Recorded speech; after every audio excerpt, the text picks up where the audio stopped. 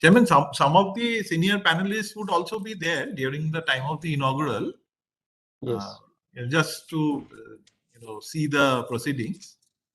So it would be good if you can also acknowledge their presence if you see them on screen. Yeah. So from CII side?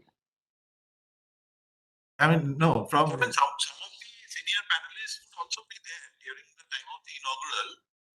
Okay. Just to see the proceedings. How can I know that they are there?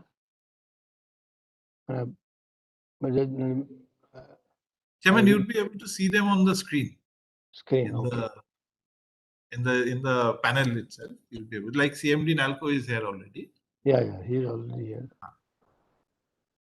Neeraj has joined. Yeah, morning, Neeraj. Morning. Good morning. Good morning. Good morning. How are you? I am fine. I'm good. Great.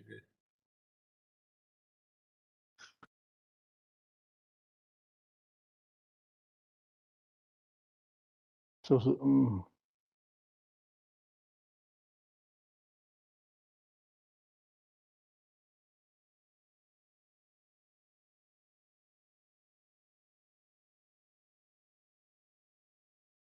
Rupa Dev is from panelist? No. Rupa is from our team. Okay. So she would be basically coordinating between the Hive and this platform. She would help us. And Chairman, if you can, during your speech towards the end, if you can kindly tell the participants if they have any questions, they can type in the chat box of the Hive platform, so which then can be taken during the discussions. Okay.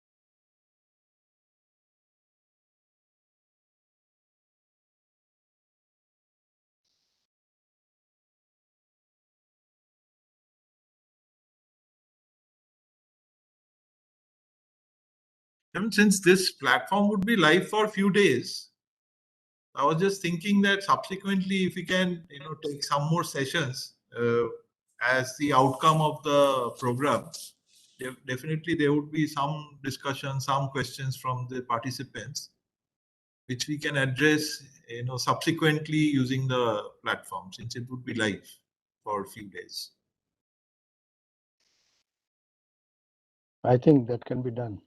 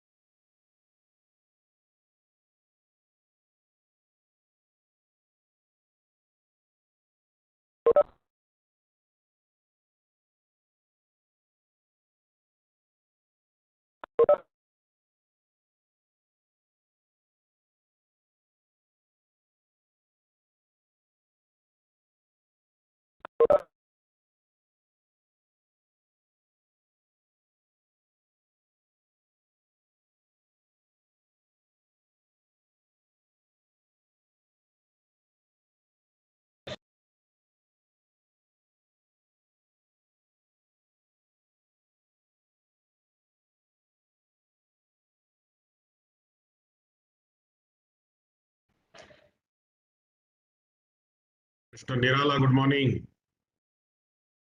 Good morning. Good morning. Good morning, Mr. Lalit Govany. Thank you, sir. Starting at 10, no? Yes, yes. Okay, right. Thank you. Come back.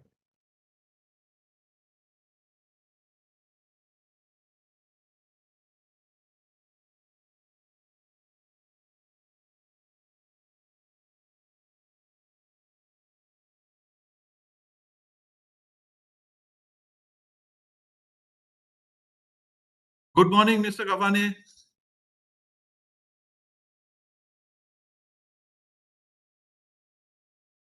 Yeah, very good morning.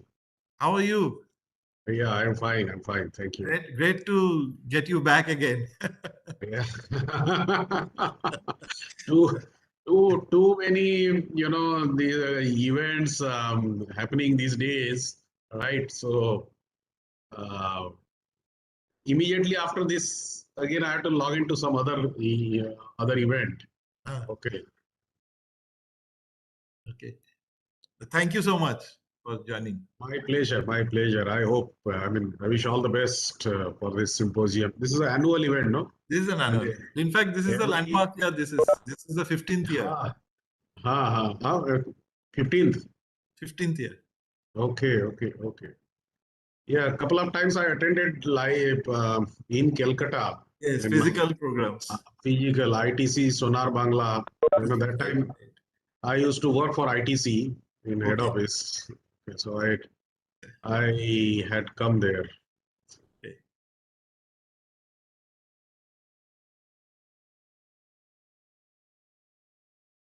Good morning, Mr. Verma. How are you?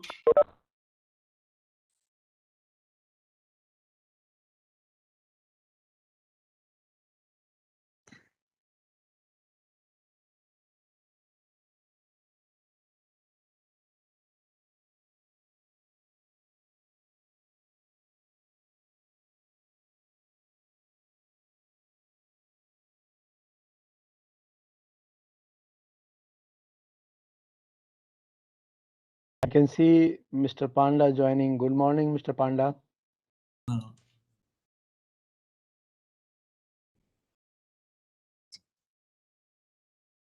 Chairman, Mr. Sudipto Mukherjee has joined. Mr. Mukherjee, good morning. Good morning, Mr. Mukherjee. I have to get out of the screen. Mr. Mukherjee, we can't hear you. I have to log out from the session early. Some commitments were also. So, Nirala, please excuse me. Yeah, yeah. Thank you. Thank you for joining. Let us be here for some time. Sure, sure, Help out. sure. So, good morning, Mr. Verma. Very good morning. How are you, I'm Sunala? fine. Yeah, I'm fine. How are you, sir? Yes, I am also good. Very good. Thanks for all your support. Arey, yaar, I'm always there with. This is a noble cause. We have to work together. Yeah, yeah.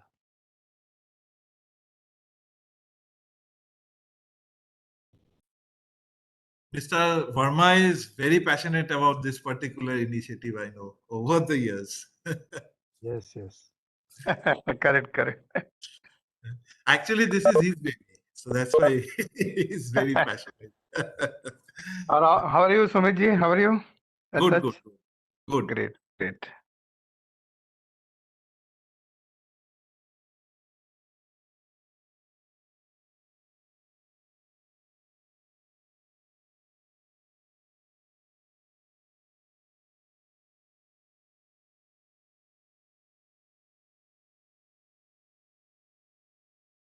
Chairman, we are coordinating with Mr. Devashish Banerjee's office.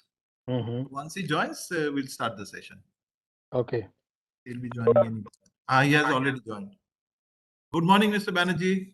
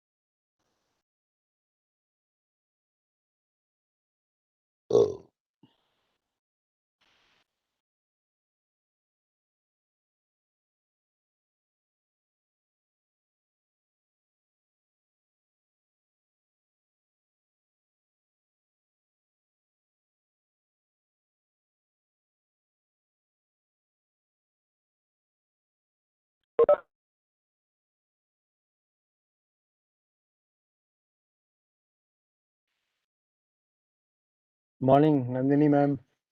Very good morning. Good morning, ma'am. Good morning, Mr. Banerjee.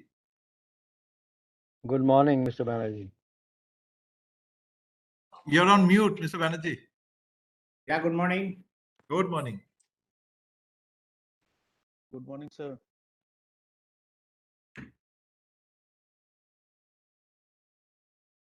So shall we start? Everybody, okay, Good morning. Good Good morning. morning. Good morning. Good morning.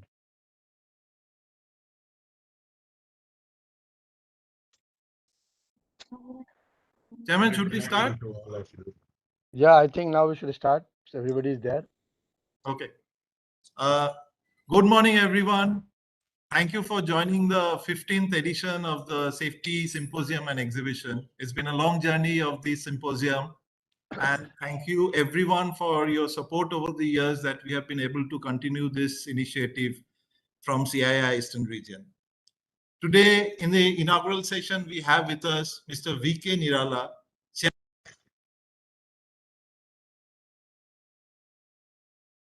Sumit, you're muted. Sumit, you are mute in between.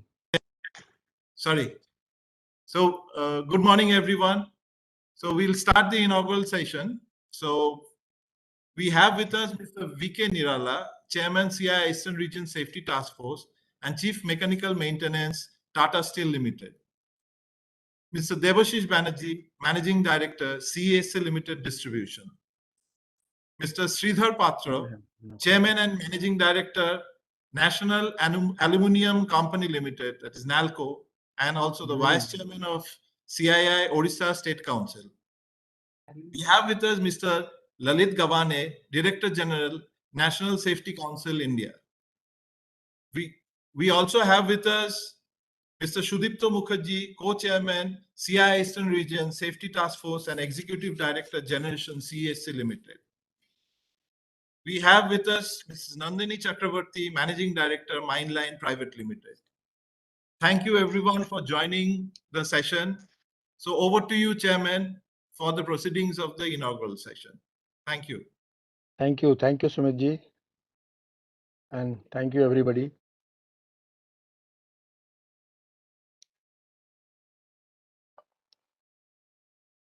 Mr. Sridhar Patra, Vice Chairman, Odisha State Council and Chairman and Managing Director, National Aluminium Company Limited, NALCO.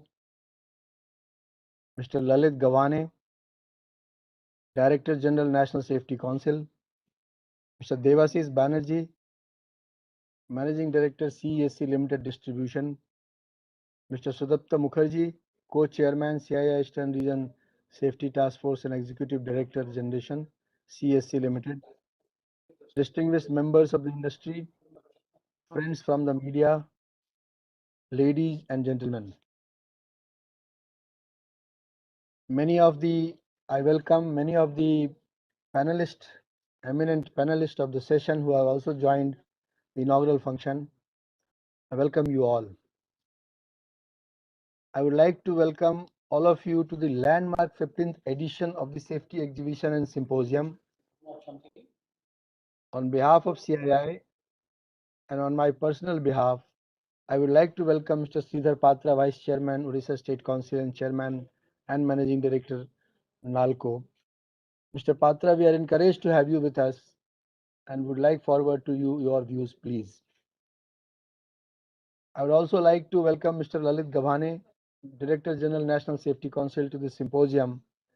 Mr. Govany, you always give wonderful advice to the industry members on how safety issues should be tackled. We again look forward to your address and suggestions in this session. I would like to welcome Mr. Devashish Banerjee, Managing Director, CSC Limited Distribution. Very warm welcome to you, Mr. Banerjee. Your thoughts on the subject would surely benefit all of us. I would also like to welcome Mr. Sudipta Mukherjee, Co-Chairman, CII Eastern Region Safety Task Force and Executive Director, Generation, CSC Limited. I must thank Mr. Mukherjee for helping us to organize these important initiatives, and he is always my right hand in supporting me from last 3 years continuously. Friends, the Safety Task Force of CII Eastern Region is continuously working towards promoting the safety management awareness among the industry. Over the years, through various initiatives, we have been sensitizing the leadership to work towards the objective of making safety as the first priority in their plans. The task force has been handholding the industry through various efforts, including conducting safety assessments and recognizing the excellence. Friends, today, adopting technology for occupational health and safety has become extremely critical and crucial for the industry. Safety technology in the workplace is not only improving employees' health, it has also made them happier and more productive. Technology gives workers the right tools for adequate data collection and faster response times. It can also have a significant impact in the reduction of injuries and serious injuries in the workplace. In order to keep workers safe and reduce penalties for non-compliances, organizations must adopt innovative technologies such as video sensors and advanced analytics, and automate functions for employee health and safety monitoring. Advances in nanotechnology, robotics, data analytics, video analytics, and telecommunications are enabling employers to improve workplace safety in many ways. By automating health and safety monitoring, organizations can unshackle themselves from relying on inefficient manual processes or reminders to better implemented mandates for always ensuring employee safety. The emerging technologies like artificial intelligence, enabled real-time video analytics, etc., allow organizations to automate health and safety monitoring amid the COVID-19 pandemic. Any company can benefit from investments in workplace safety technologies. Let us see some examples. The practices of wearing PPEs by the employee is not always taken seriously by them, which results in incidents. Today, Video monitoring combined with real-time analytics can proactively reduce workplace injuries and increase productivity. The live video streams with the help of technology can detect a lack of or improper PPE uses. Upon recognizing a safety violation, the video analytics platform can then generate alerts or alarms to notify safety supervisors.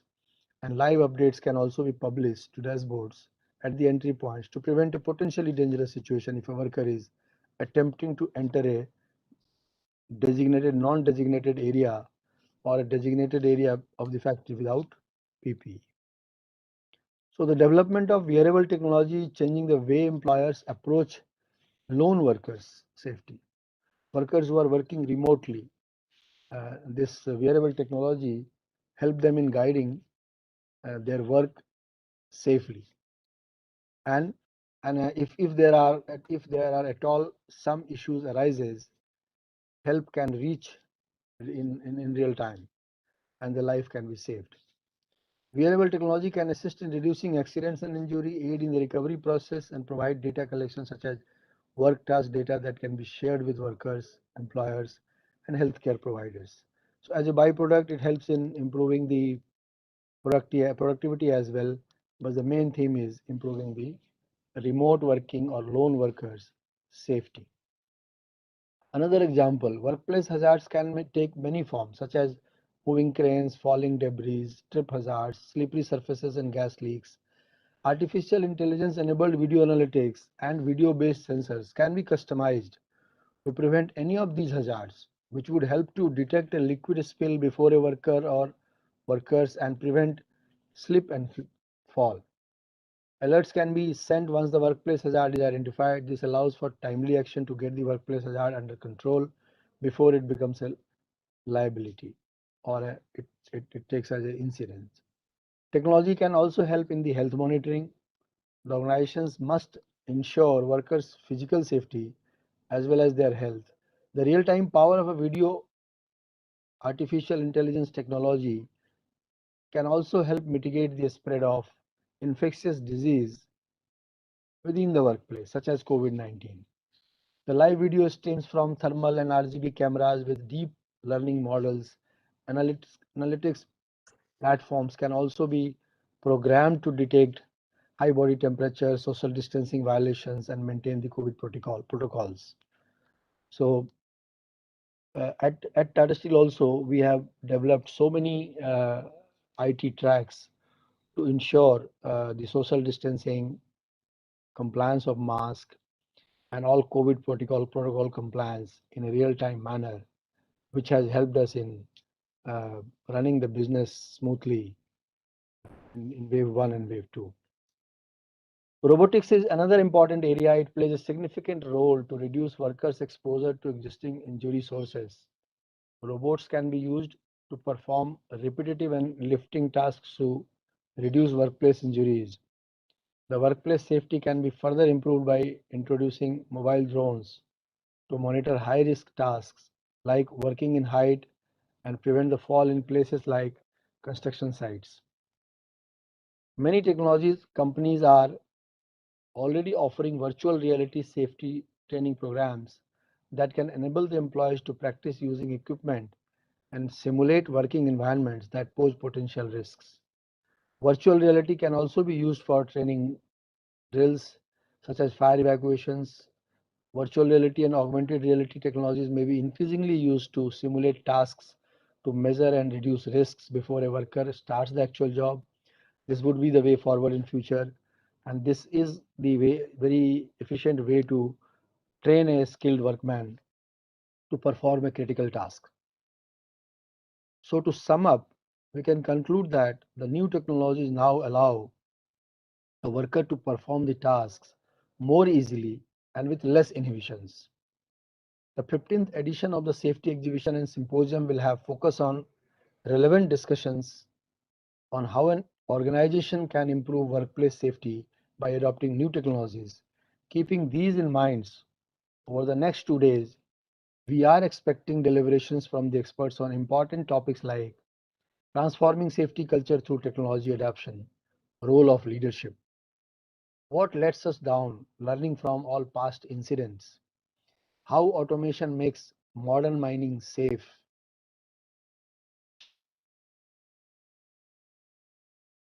The industry experience, new age protection, importance of technology adoption for safe construction. The theme of the symposium will roam around these topics, and there are experts, and I think very highly experienced practitioners of this field will be talking on these subjects, which all of us will love to listen, love to learn, and love to adapt in our organizations. I'm sure that this initiative will prove to be a good learning forum for all of us with significant takeaways.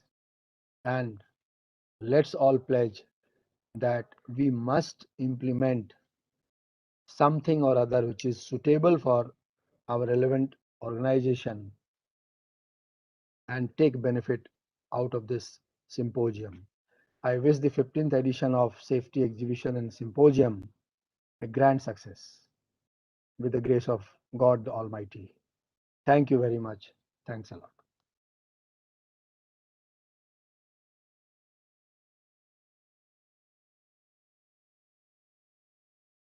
Thank you, Chairman. So we would like to invite our first speaker for the inaugural session, Mr. Devashish Banerjee, Managing Director, CSC Limited Distribution. Over to you, Mr. Banerjee, for your kind address, please. Very good afternoon to all the August audience, and I thank you for providing us the opportunity to dwell on such a subject which is of core importance to all the industries. Well, the topic obviously which we are going to dwell upon is how to adopt leverage technology in terms of enhancing safety. So we as a power utility, for safety is at the core of all our operations. It is not only about the rules and the preventive measures, but it's a deeply ingrained value in our organization's culture. Our main objectives are that while all our employees and contractors, they return home safely, and all the consumers and citizens whom we serve in the area of Calcutta, Howrah, and these adjoining areas, they are ring-fenced when they are out of their houses in terms of public electrical safety to the maximum extent possible.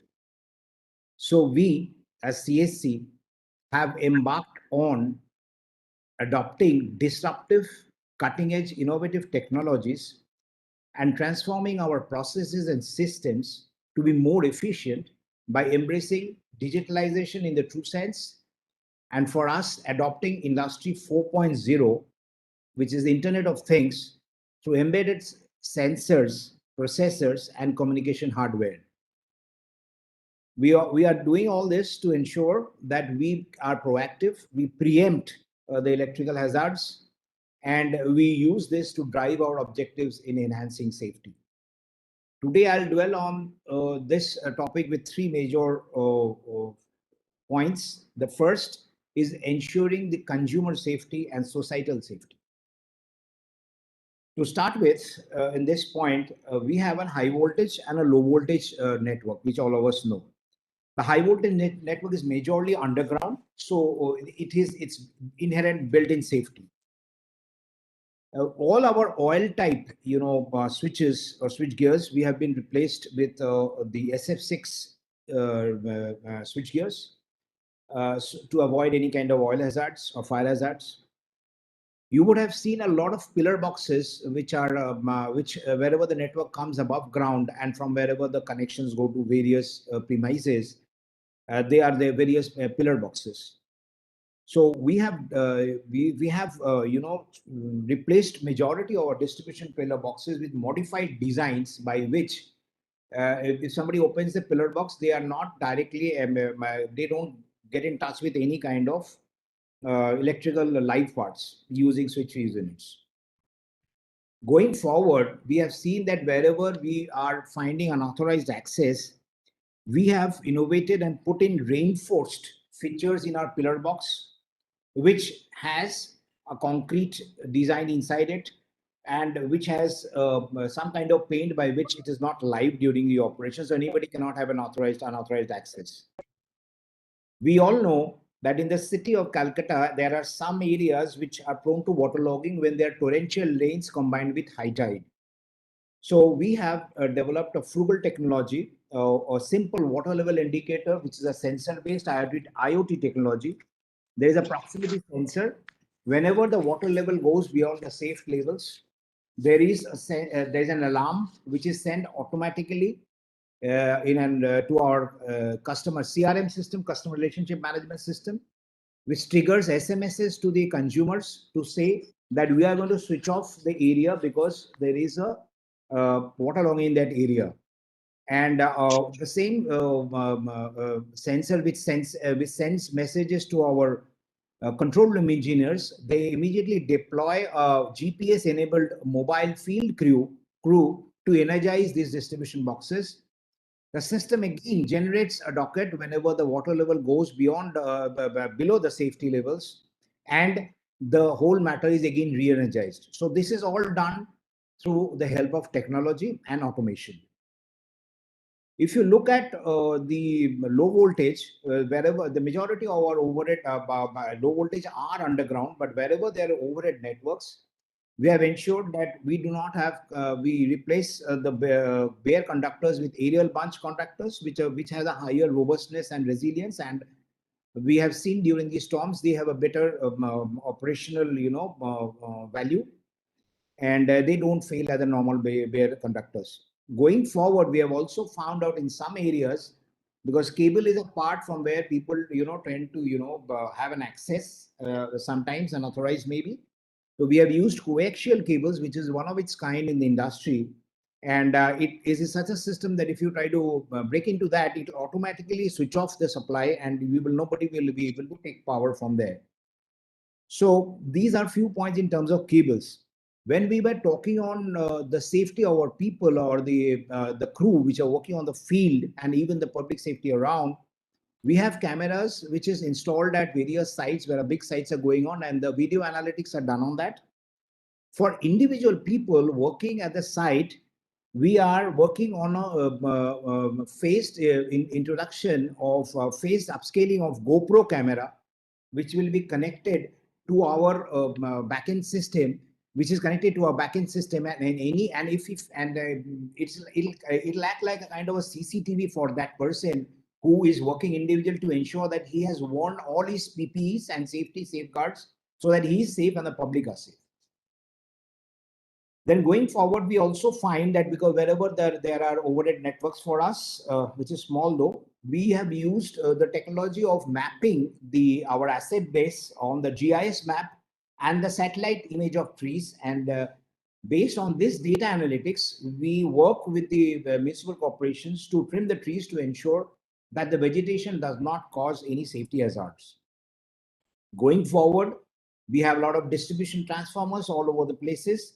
We have converted all of the oil type transformers to dry type transformers, especially in crowded places like markets, hospitals, and busy streets. We conduct audit and inspection joint with the municipal authorities for many markets, municipal markets, the nursing homes and slums, and tell them what needs to be done.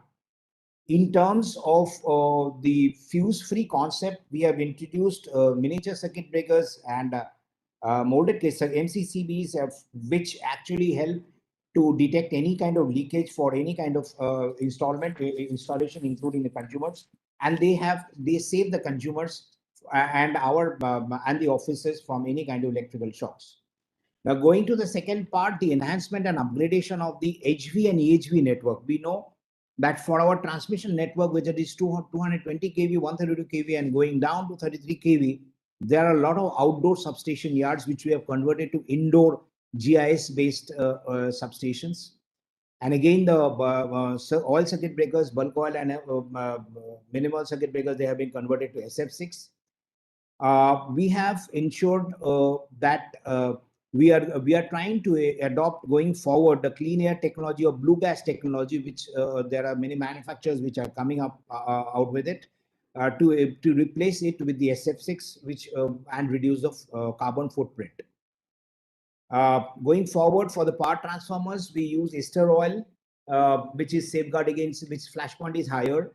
We use a nitrogen injection drain and stir system, which is installed in transformers to safeguard against any internal fire, and a high velocity water spray for any external fire. Going forward for the indoor substations, we have ensured that we have medium velocity, water spray and fire sensors, use of sensors, which, which send signals to these sprays to ensure that if there is any chance of fire or smoke, they will the first one on to be activated and remotely done it without any human intervention. Going forward, we have now changed our philosophy from schedule-based maintenance to predictive maintenance. And for this, we have used the industry 4.0 and IoT technologies, where what we have done is that we have done the comprehensive software-based asset health monitoring by using cutting-edge disruptive technology of putting IoT-based sensors. These sensors may be hotspot sensors, PD sensors, temperature sensors, water level sensors, humidity sensors, etc. at all our assets like transformers, ring main units, pillar boxes.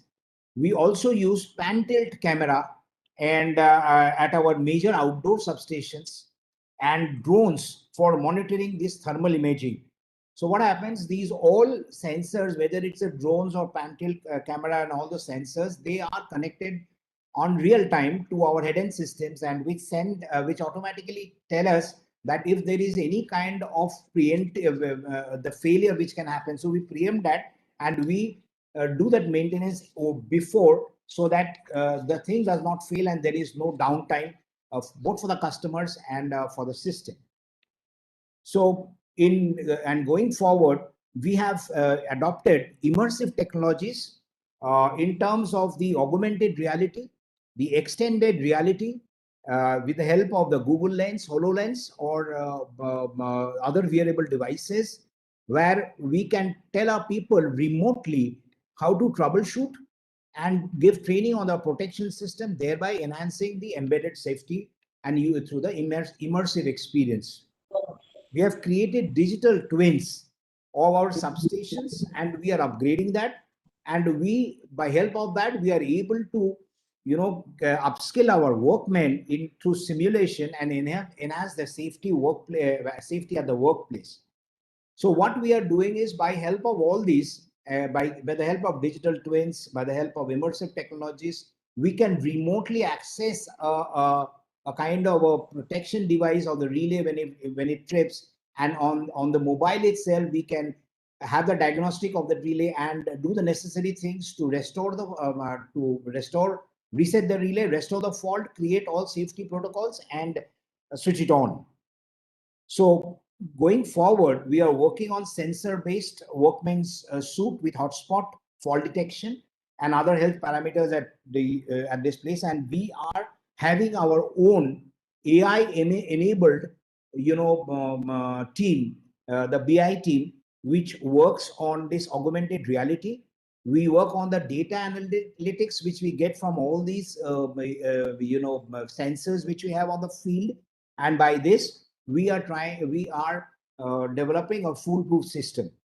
Other than this, I would not dwell much on the safety, other the manual aspects, but nevertheless, we do have safety campaigns at various, localities and neighborhoods, or what they should do, what they should not do during monsoons, etc., and the electricians during Durga Puja, etc. So with this, I would like to, sum it up by saying that we are leveraging all kind of innovative and disruptive technologies to ensure that we derive value which improves our operational efficiency, which enhances our safety and enhances our customer experience, but all done at an optimized cost. Thank you very much. Thank you, Mr. Banerjee. It was a great learning experience, I'm sure, for all of us. And thank you so much for your, address on this particular subject, where technology has been adopted in a major way in your organization. Thank you so much. Thank you very much. So now we go to our next speaker, Mr. Sridhar Patra, who's the Chairman and Managing Director of NALCO, and he is also the Vice Chairman of the CII Orissa State Council. Thank you so much, Mr. Patra, for joining us, and over to you, sir.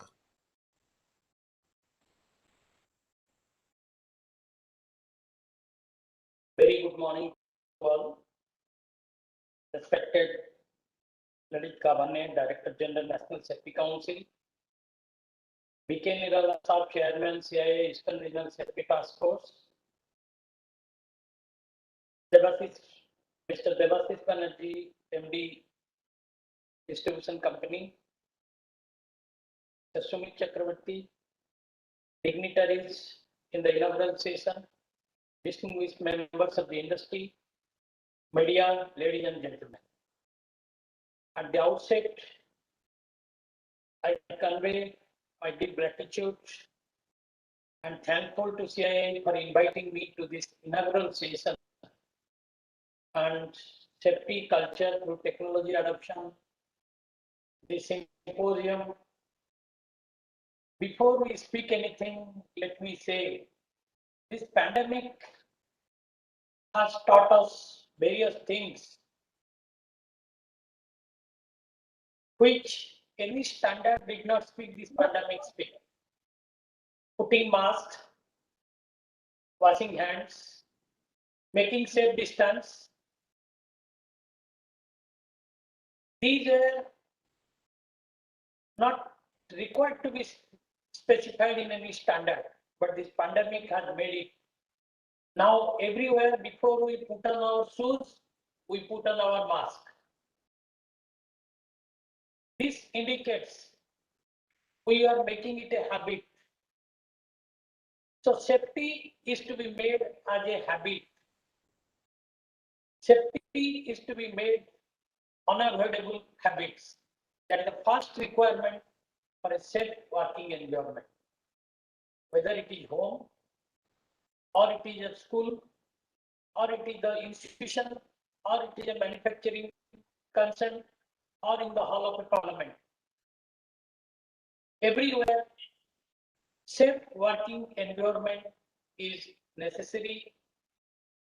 So we are discussing every year, every now and then, if any accident takes place, that this could have been better, that could have been better, this could have been avoided.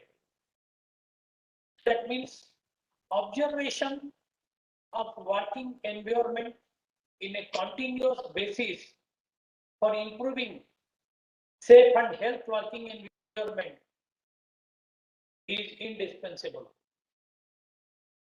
So, first of all, we must have SOP for all safety measures. The employees, workmen, executive, everybody should be given special training. What are the safety measures which they should not compromise, and it needs to be strictly adhered to. A small thing at home which you are not able to see, some accident takes place. Nowadays, mobile. People are so habituated with mobile, even while sleeping also they keep the mobile near head. Ladies, they cook food at the residence, having mobile, discussing with something, sometimes some incident takes place. Driver driving the vehicle, using mobile call, he meets with accident. First, that habit, I appeal to everybody that in the working environment, when you are work, we should ensure that mobile is free and away from the working environment.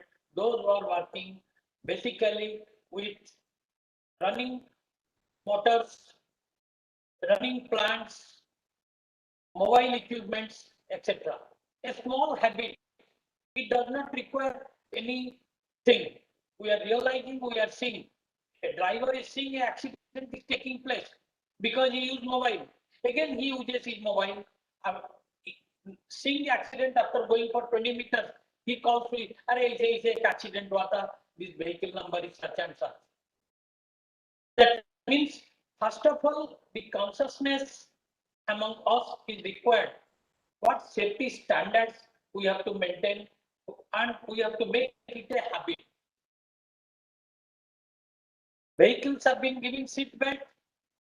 Why police should insist? You have not put the seat belt, I should put fine. We are paying high cost. We are purchasing vehicle with safety balloons, but we do not have the habit to put the seat belt.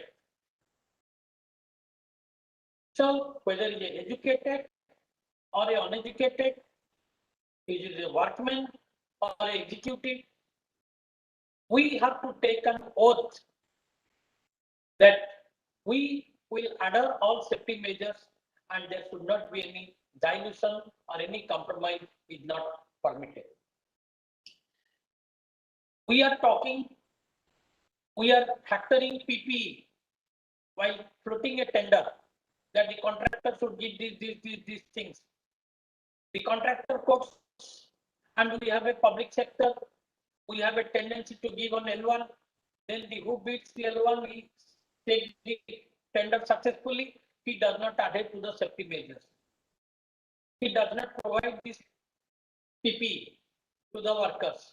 If accident takes place, employee on risk, all these things. When we are factoring in the contract, while executing the works, why you are not ensuring that this PPE has not been provided, the workmen should not be allowed without PPE. These are small things. Before we talk about Industry 4, IoT, artificial intelligence, the small things which we are not able to do in our organizations, which causes so many accidents.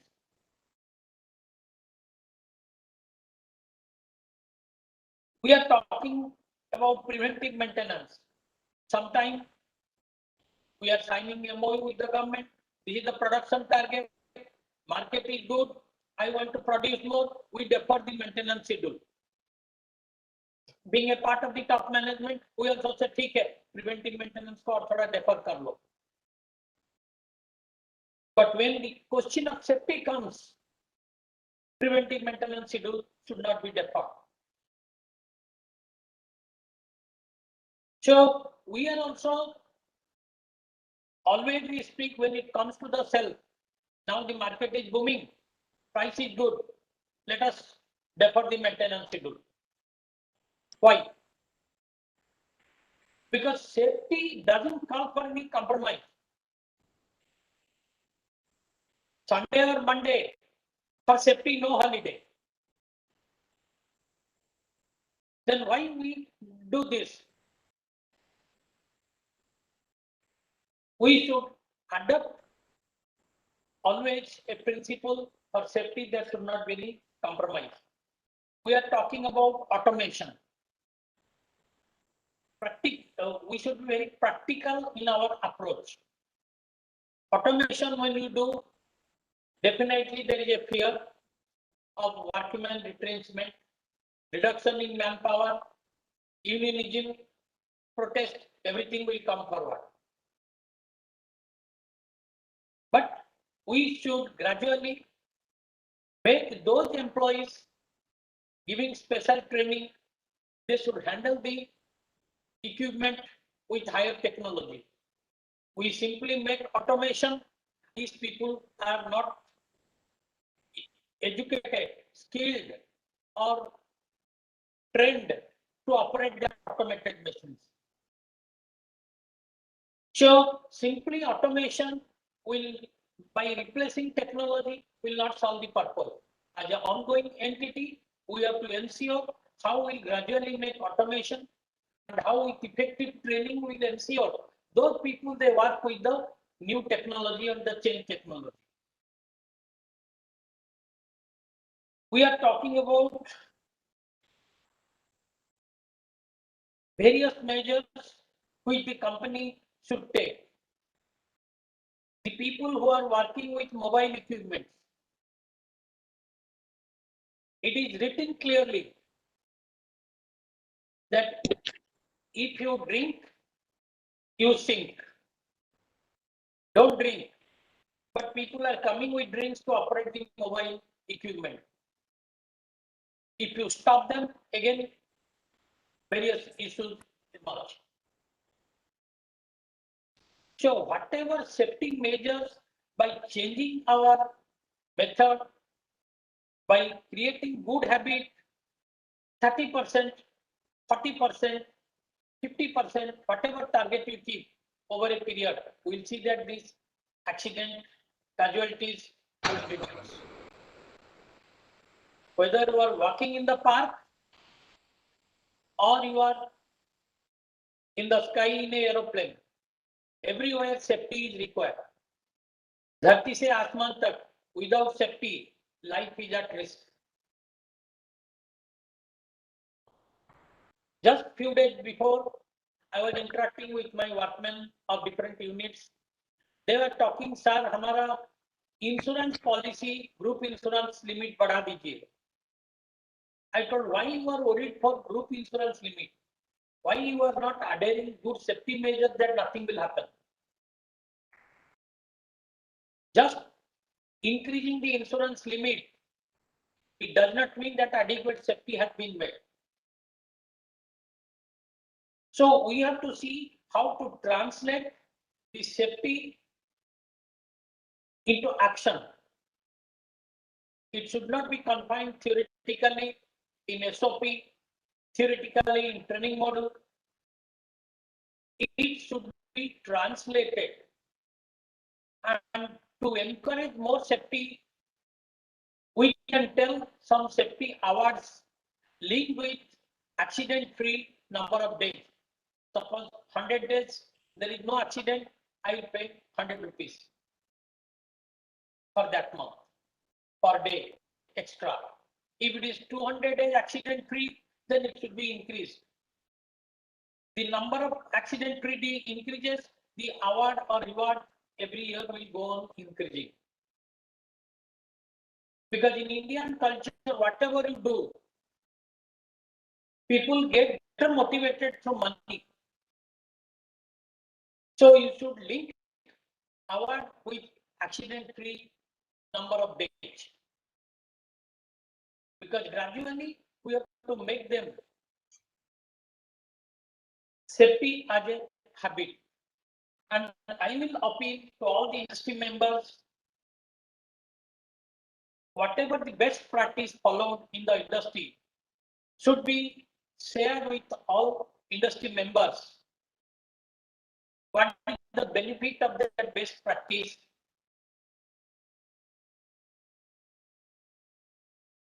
That also should be shared, so that industry will also realize by implementing that what benefit has come or not. And a safe working environment is required in a service sector for uninterrupted service. Safe working environment is required for continuation of production. So my appeal to everybody, whether you adopt Industry 4, whether you adopt artificial intelligence, whether you do it manually, whatever your operational module, there should not be any compromise with safety.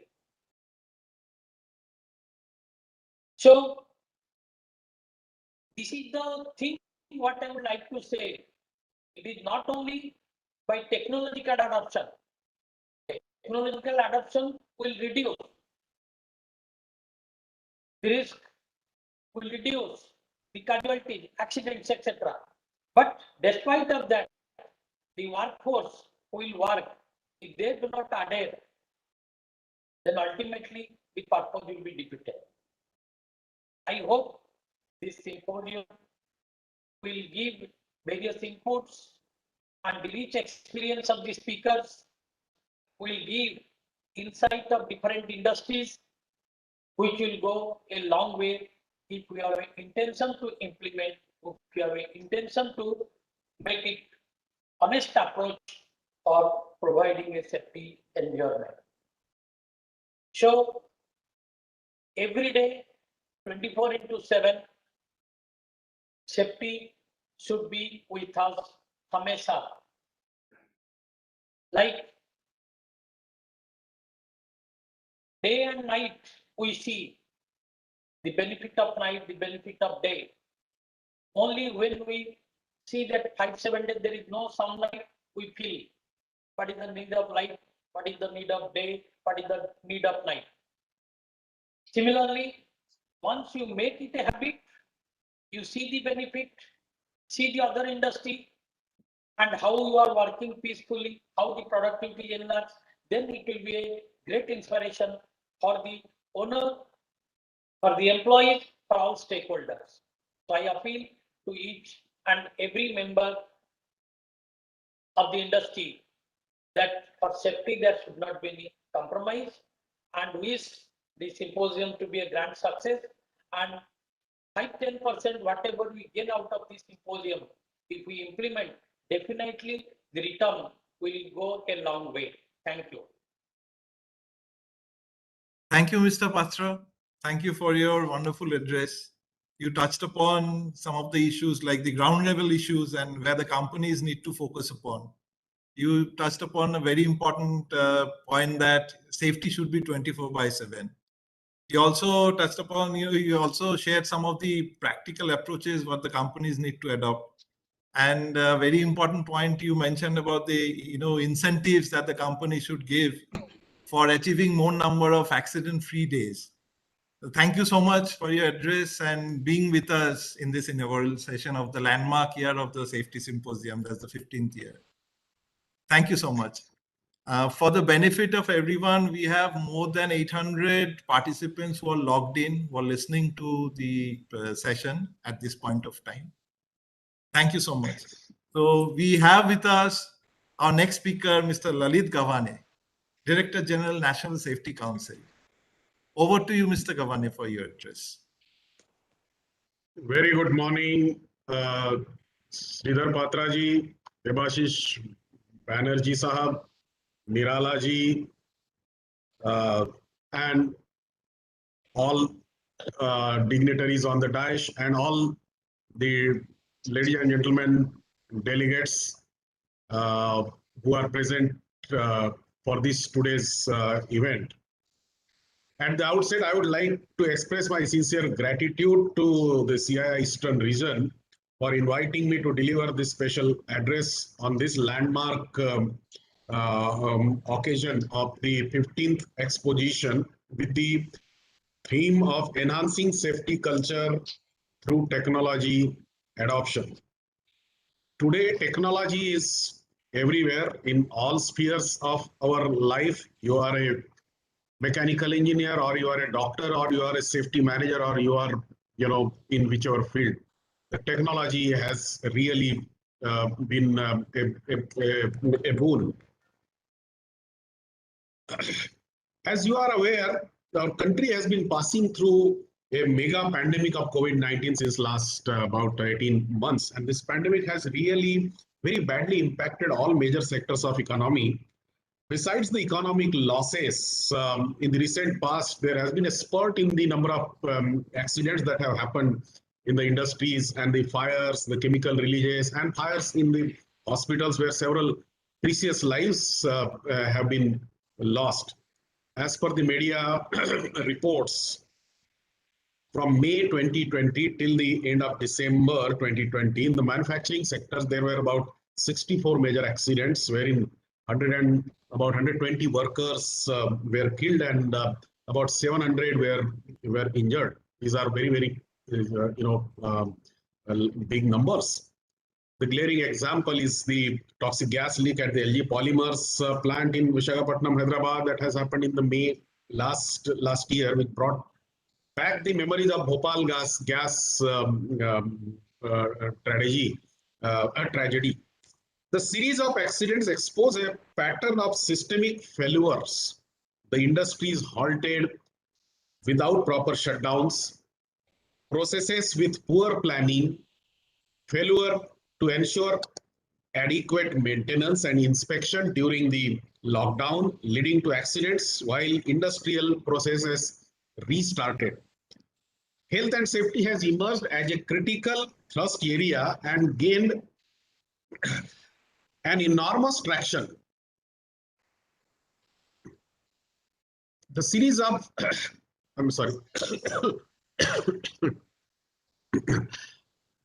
and International Labour Organization estimates that 2.3 million women and men around the world die each year from the work-related accidents or diseases. This corresponds to over 6,000 deaths every single day. Worldwide, there are around 340 million occupational accidents and about 160 million victims of work-related illnesses annually.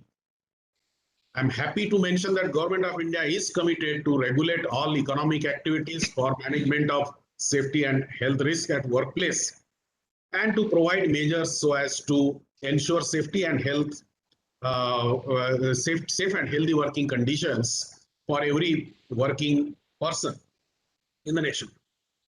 Government recognizes that safety and health of workers has a positive impact on productivity and economic and social development of the country. Prevention is an integral part of economic activities as high safety and health standards at work is as important as good business performance for new as well as existing businesses or industries. And recently, Government of India has taken a major step towards the reforms in labor laws, and that include the new Occupational Health Safety and Working Conditions Code. But while the government is doing its job, the industry leaders also have responsibility for safety. They need to work hand in hand with the government and other stakeholders. It's very relatively easier to put in place these safety health management systems like ISOs and get certified by third party or develop safety health policy, procedures, etc. But the core issue is the commitment and motivation of the people who operate such systems. It's not enough just to have a ISO certification and display nicely on the walls. To constantly improve and upgrade the occupational safety systems, it is absolutely necessary to develop a supportive safety culture. I have been, this conference is on technology adoption. I support, yes, technology changing the way we work. It has been helping. Just imagine what happens if our computer is down. We become helpless. Now, is it really required that we depend too much on technology for having safety in the plant? First thing is, if you have a safety culture flowing from top to the bottom in the organization, that is more important. Then the technology can aid your management processes. Technology will help you how to identify unsafe practices, how to do the investigation or how to report the accident, how to use the video cameras or CCTV cameras or IR, VR, AI, ML, all the technologies. But will our culture building depend on these technologies? Or we have culture ingrained within us that yes, I want my plant to be safe. Whatever is required to make it safe, bring those technologies. But first, the culture has to flow from top to bottom in the organization. So this calls for the committed leaders at all levels of the organization, at all locations and operations, who can translate the vision and policy of top management into effective actions at the ground level. Secondly, with new normal, new technologies, shifting demographics, climate change and different patterns of employment and work has and will become more important than ever to anticipate new and emerging work-related safety and health risks. Anticipating risk is crucial first step to effectively managing the risk and building a preventive OSH culture in the ever-changing world.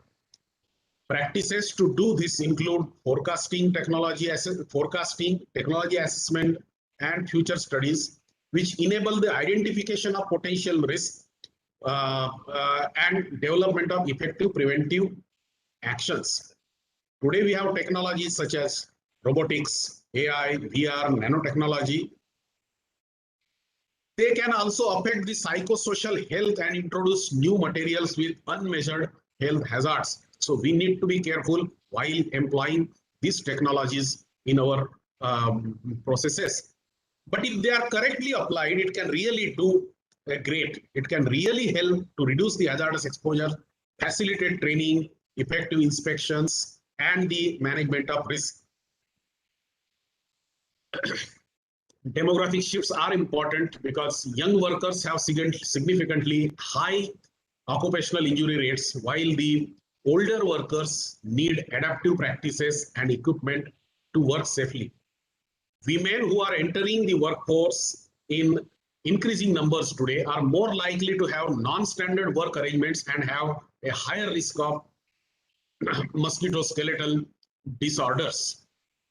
Development and climate change give rise to risks such as air pollution, heat stress, emerging diseases, shifting weather and temperature patterns that can bring job losses. And equally, new jobs will be created through sustainable development and the green economy. The changes in the organization of work can bring flexibility that allows more people to enter the labor force, but may also lead to psychosocial issues. For example, insecurity, compromised privacy and rest time, or inadequate OSH and social protections, and excessive work hours, etc. The globalized world today demands a paradigm shift to deal with forthcoming challenges. The human-centered approach for OSH in future of work requires innovative investments in people's capabilities, enabling them to acquire and update skills and supporting them through transformations they undergo in their life course, and including OSH education and training in lifelong learning can help workers and employers adapt to new and emerging safety and health risks and improve OSH outcomes at work. An interdisciplinary approach to OHS would aim to bring together such disciplines as law, the policies, the public policies, the employment law, regulations, the work design, engineering, ergonomics, software, automation, etc., and other tools. There is a growing need today to mainstream OSH into the core of general education for everyone before they enter the world of work and continuing throughout their work lives. Integrating OSH into general education and into vocational training programs can help build safer and healthier future generation of workers. Lastly, I would like to stress upon that a strong individual commitment of leaders and managers for safety, continuous motivation and engagement of employees, and updated knowledge on changing health and safety risk, use of modern technologies for risk mitigation, backed by certified OSH management systems, and above all, well-defined safety regulations and their enforcement are essential today for making our workplaces safer. So with this, I would like to once again thank CII Eastern Region, and I wish all the success for this symposium. And I also congratulate the organizers for organizing such event for the 15th year in row. We wish you all the best. Thank you so much. Thank you, Mr. Govany. You touched upon some of the very important points like safety and health has a positive impact and how it helps the good business performance, which is very important for industry. You also mentioned about the importance of updating the safety knowledge for everyone. So thank you so much, and your guidance always helps the industry that we have seen over the years. Thank you so much again, for being with us. Thank you so much. I have to excuse myself now. I have another, the meeting about to start now. Thank you. Wish you all the best. Wish you all the best. Thank you. For the benefit of the participants, CII Eastern Region Safety Task Force has been, we have been doing many assessments in a number of companies in the Eastern region. So based on the findings of the assessments, we have prepared a report with the help of Consultivo. Consultivo has summed up the findings for us, and a report has been prepared. So which we would launch today in this symposium. So may I request the IT team to kindly, and with the kind permission of the chairman, we would now launch the report. So the report is on the OHS preparedness in Eastern region, trends and analysis. So it's a very important report. It would be uploaded in the library page in the end of the day after the symposium. So one can actually go through this report and find out what has been, the fact finding through, from these assessments, which would help so that the areas of improvement can be taken care of. Thank you so much, Mr. Basu, for helping us in preparing this report. So now we come to the concluding remarks. So may I request Mrs. Nandini Chakravarti, Managing Director, Mindline Private Limited, to kindly deliver the concluding remarks. Over to you, ma'am.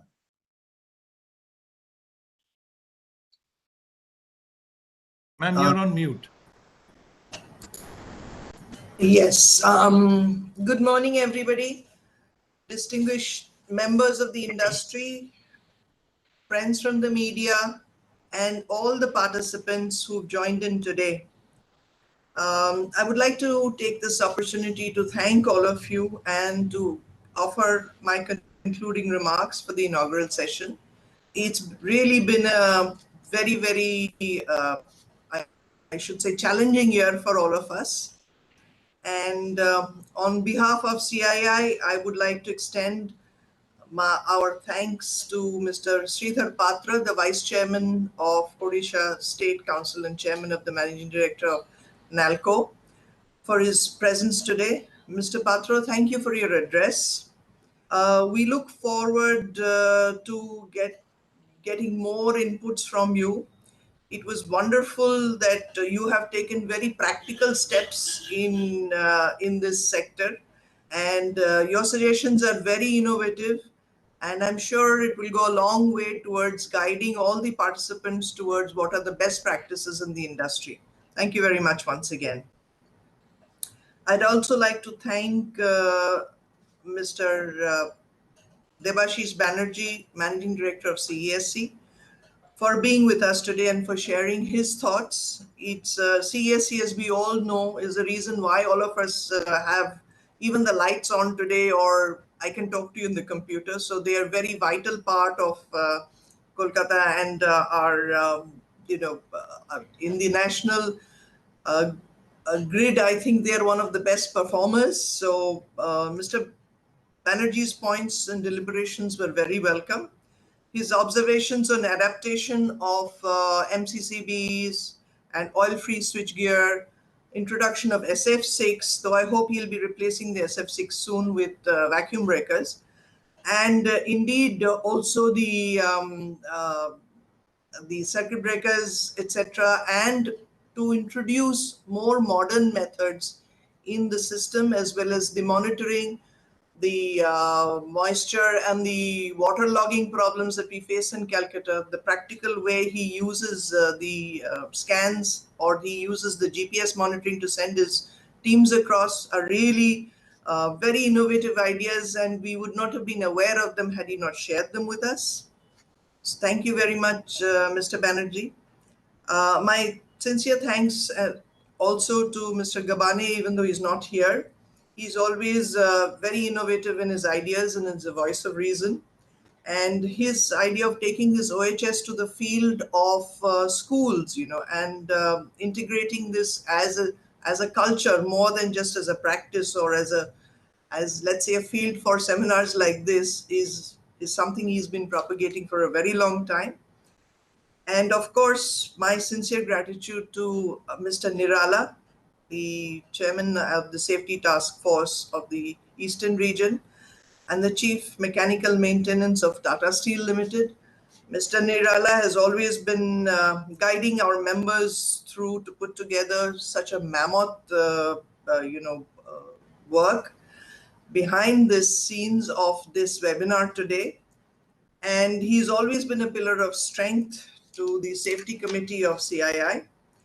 And also on behalf of CII, I would like to thank the distinguished leaders of the industry who are participating today.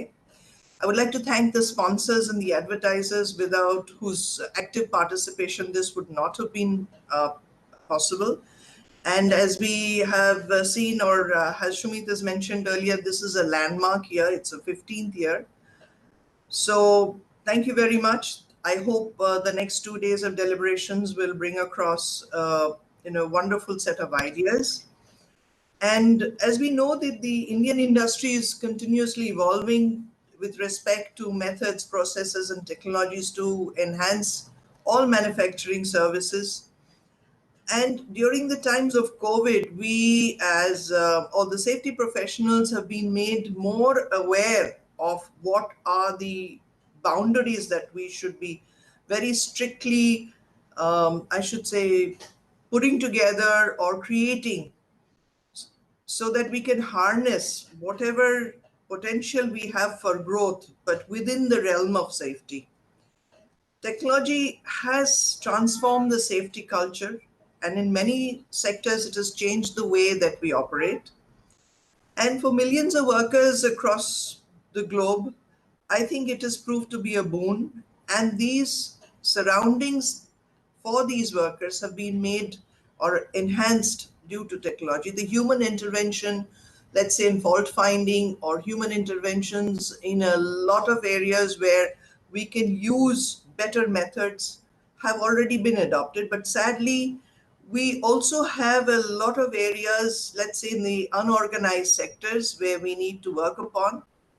And CII, I think, needs to concentrate on those unorganized sectors on a pro bono basis. Especially, we have the smaller units around Howrah, or we have the smaller manufacturing sections who do not have the access to this kind of technology. So this is perhaps a very important step for us. And of course, a successful safety culture yields not only higher production, but happier employees. So I'm so happy that all of you have been able to bring this point across.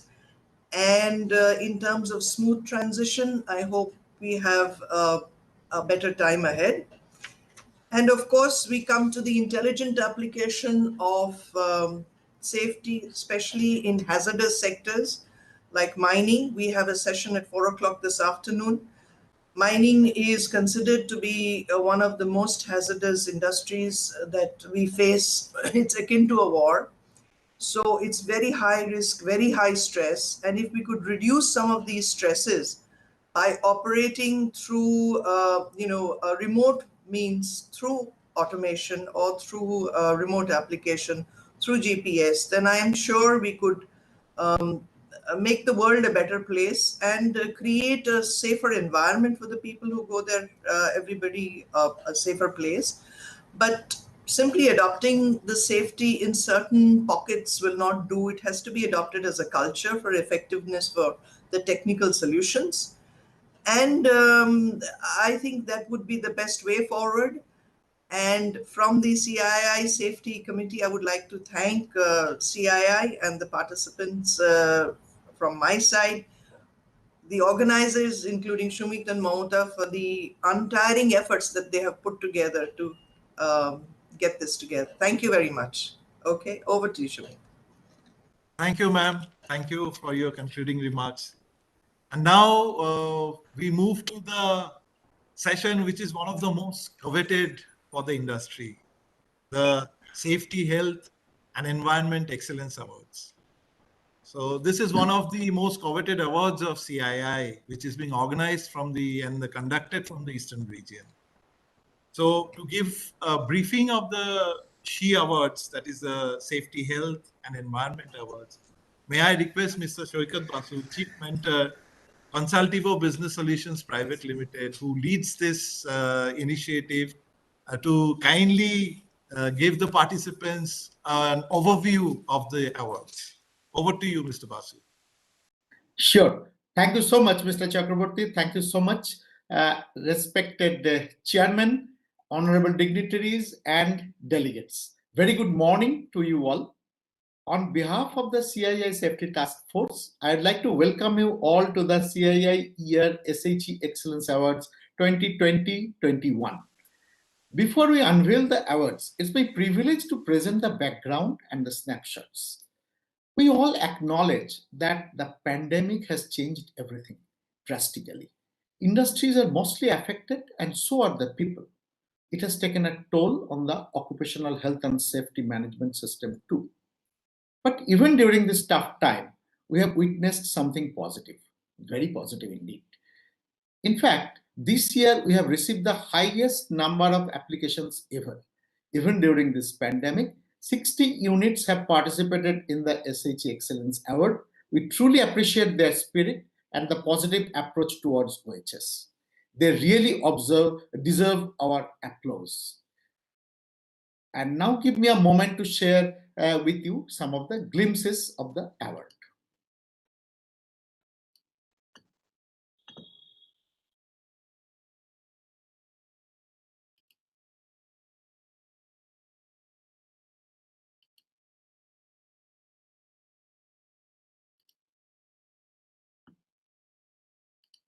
Okay, I hope the screen is visible.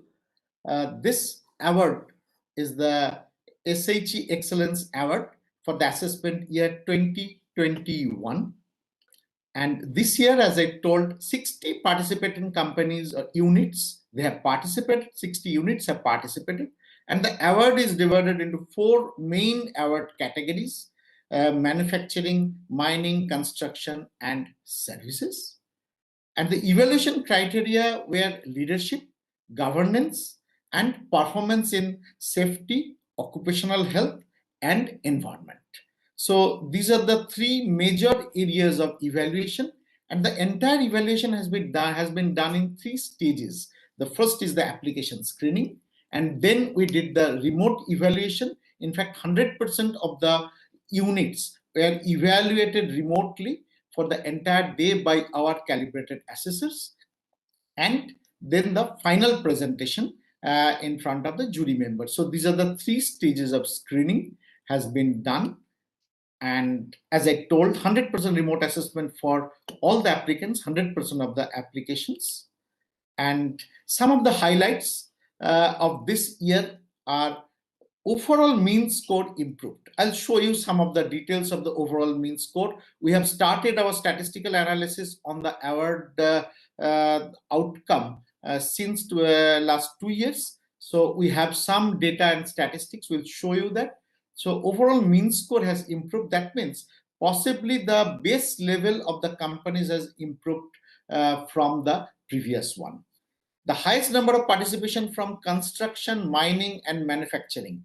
In fact, manufacturing, there were participations, but this time it has been increased. But construction and mining both are very hazardous, and initially there were not much participation from these 2 areas, but now it has been increased. This is a very positive sign. And more number of participants with 80+ score. In fact, the 80+ club, those who have got more than 80% in the assessment, the number is more now compared to the previous year. Let me show you some of the overall statistics. The mean score has been improved by 8.1% with respect to the base year 2018-19. As I told, 2018-19, we have started the analytics on this award outcome. And the number of companies in the overall range scored more than 80% has increased by 0.8 times. That means 80% increase. That's a massive increase in the number of companies having more than 80%. The highest score range remains same. Even in 2018-19, it was 95, 94 the next year, and this year it is 95 again. And lowest score also remains same, 54, 62, 54. But here one very important thing to mention, that there are several new companies. In fact, almost 75% of the companies have appeared for the first time, or more than 70% of the companies have appeared for the first time for this award. So even with the new companies, the lowest score remains almost same, similar to the previous years. So it shows the standard deviation is still remains same. Now coming to sector-wise performance, when we talk about manufacturing, 28 participating companies or units were there this time, and the mean score improved by 13.3%. The manufacturing, in fact, is improving continuously and in a very steady manner. The more than 80% club members are now 1.3 times, a whopping 1.3 times from the previous year's base year. In mining, 13 participating units were there. Nandini ma'am was talking about it is one of the most hazardous industries. Yes, but still 13 mining units have participated. And the mean score has improved by 6.7%, and more than 18% club again hoping 1.2 times. Construction, again, big applause to the construction companies. 14 units have applied, and mean score improved by 7.9%, and more than 80% is 0.3 times. That means 30% increase in number of more 80% club. On service front, 5 participating company units. In fact, this is one area, service one area where we did not see much improvement trend in this area. Here the number of companies are less. Mean score improved, it has not improved. In fact, it is minus 1.1. It remains almost similar. And the score more than 80%, 44.4x times, 0.4 times improvement in the 80% range. Possibly pandemic has taken a huge toll on the service industries. So that's one of the reasons. Now coming to the success factors, those who have succeeded in this award, what are the success factors? What is the secret sauce behind their success? One is definitely focusing on leading indicators than only lagging indicators. So lagging indicators, we all know, are the accident statistics or those kind of things which has happened, but leading indicators, so the companies who are the champions, they have focused more on the leading indicators, and the maturity of their system is much more. When we see the maturity level, their system is much more matured system. And overall improvement trend, they could demonstrate overall improvement trend over last 3-4 years. And they used innovation for safety, occupational health and safety, and technology to balanced focus on safety, occupational health and environment. Here I would like to mention one point, that occupational health is still not in a very leading stage. It has taken a little bit backseat when we compare with safety performance and environmental performance. Transparency and disclosure is also a very important factor, and presenting in a, last but not the least, presenting in a logical and structured way is also very, very important. So these are the very important points or success factors for this award.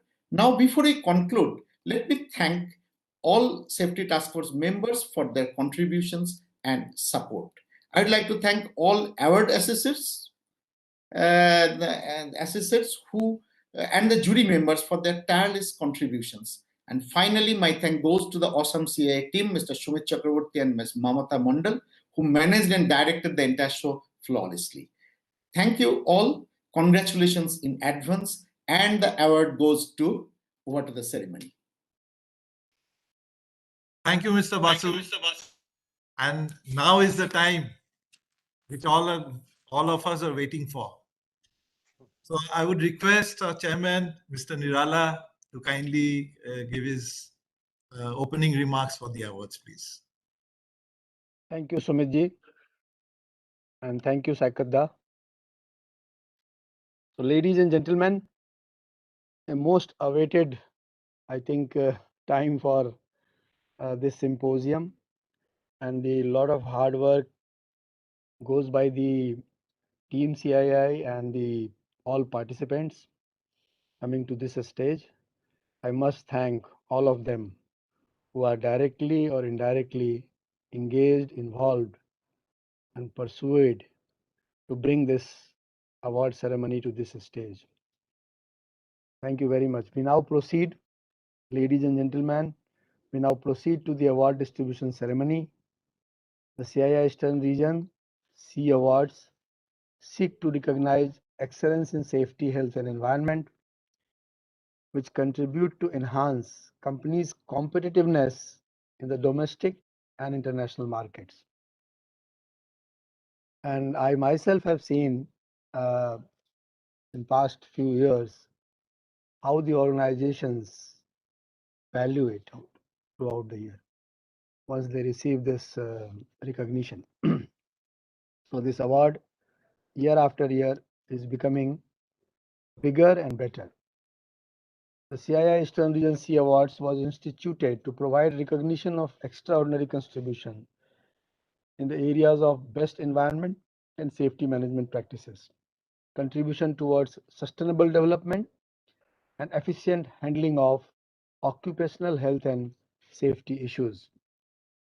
I agree to the extent what Mr. Saket Basu said, that occupational health takes in front of safety and environment. It will backseat in some of the organizations. But this COVID, the pandemic, has taught all of us how important the occupational health part is for a business continuity. So I hope after the pandemic and during the pandemic, people have understood the importance of occupational health also. This year also we experienced the wrath of the pandemic. However, we must compliment the industry the way the hard times have been tackled and pursued and functioned. Today we would laud the performance of the companies who stood out exceptional during these trying times. It was not an easy task for the organizations to sail through various waves of pandemic.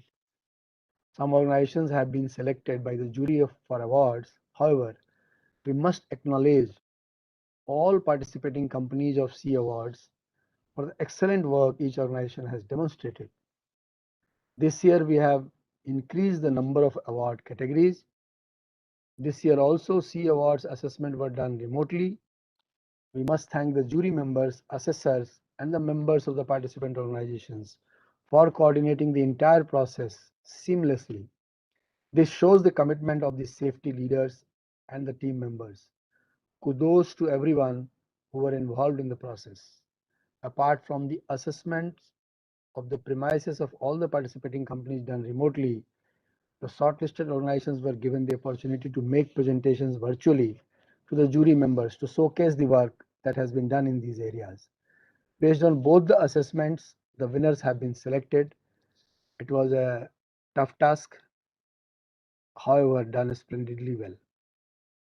And as you all know that this year the highest number of people have participated also, for which all of us at CII are very happy that people are showing interest towards it, and the award is becoming nationally, internationally more prestigious.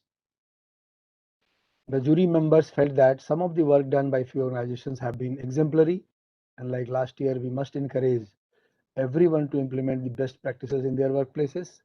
We will make a presentation and upload in our website for everyone to refer to it, cross-learn, and with a collaboration, implement the best practices horizontally to each other places, learn from others' mistakes, learn from others' successes, learn from others' failures, and that's how all of us will become a safer and a smarter organization.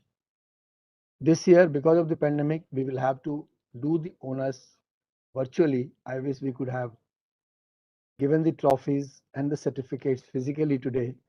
However, we would request the winning companies to get in touch with the CII Secretariat for handing over the trophies and the certificates. Now is the time to announce the name of the winners, and I would request CII Secretariat to proceed. Back to you, Sumitji. Thank you very much. Thanks a lot. Thank you, Mr. Nirala. So we'll start with the announcements. The first category is the manufacturing sector large scale with over 2,500 employees. And the award goes to TRL Krosaki Refractories Limited. Congratulations to TRL Krosaki team. May I request Mr. Panda, Mr. PB Panda, Managing Director, TRL Krosaki, to say a few words, maybe a minute, Mr. Panda, if you're there. Thank you, Mr. Chakravarti. Thank you for honoring TRL Krosaki with this coveted CII Excellence Award for 2021. I'm thankful to jury members and also to the CIA for the same.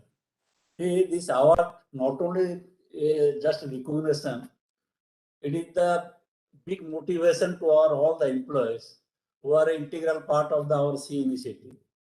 And at TRL Krosaki, we follow a very simple policy for driving our C initiative. It is zero harm with zero tolerance.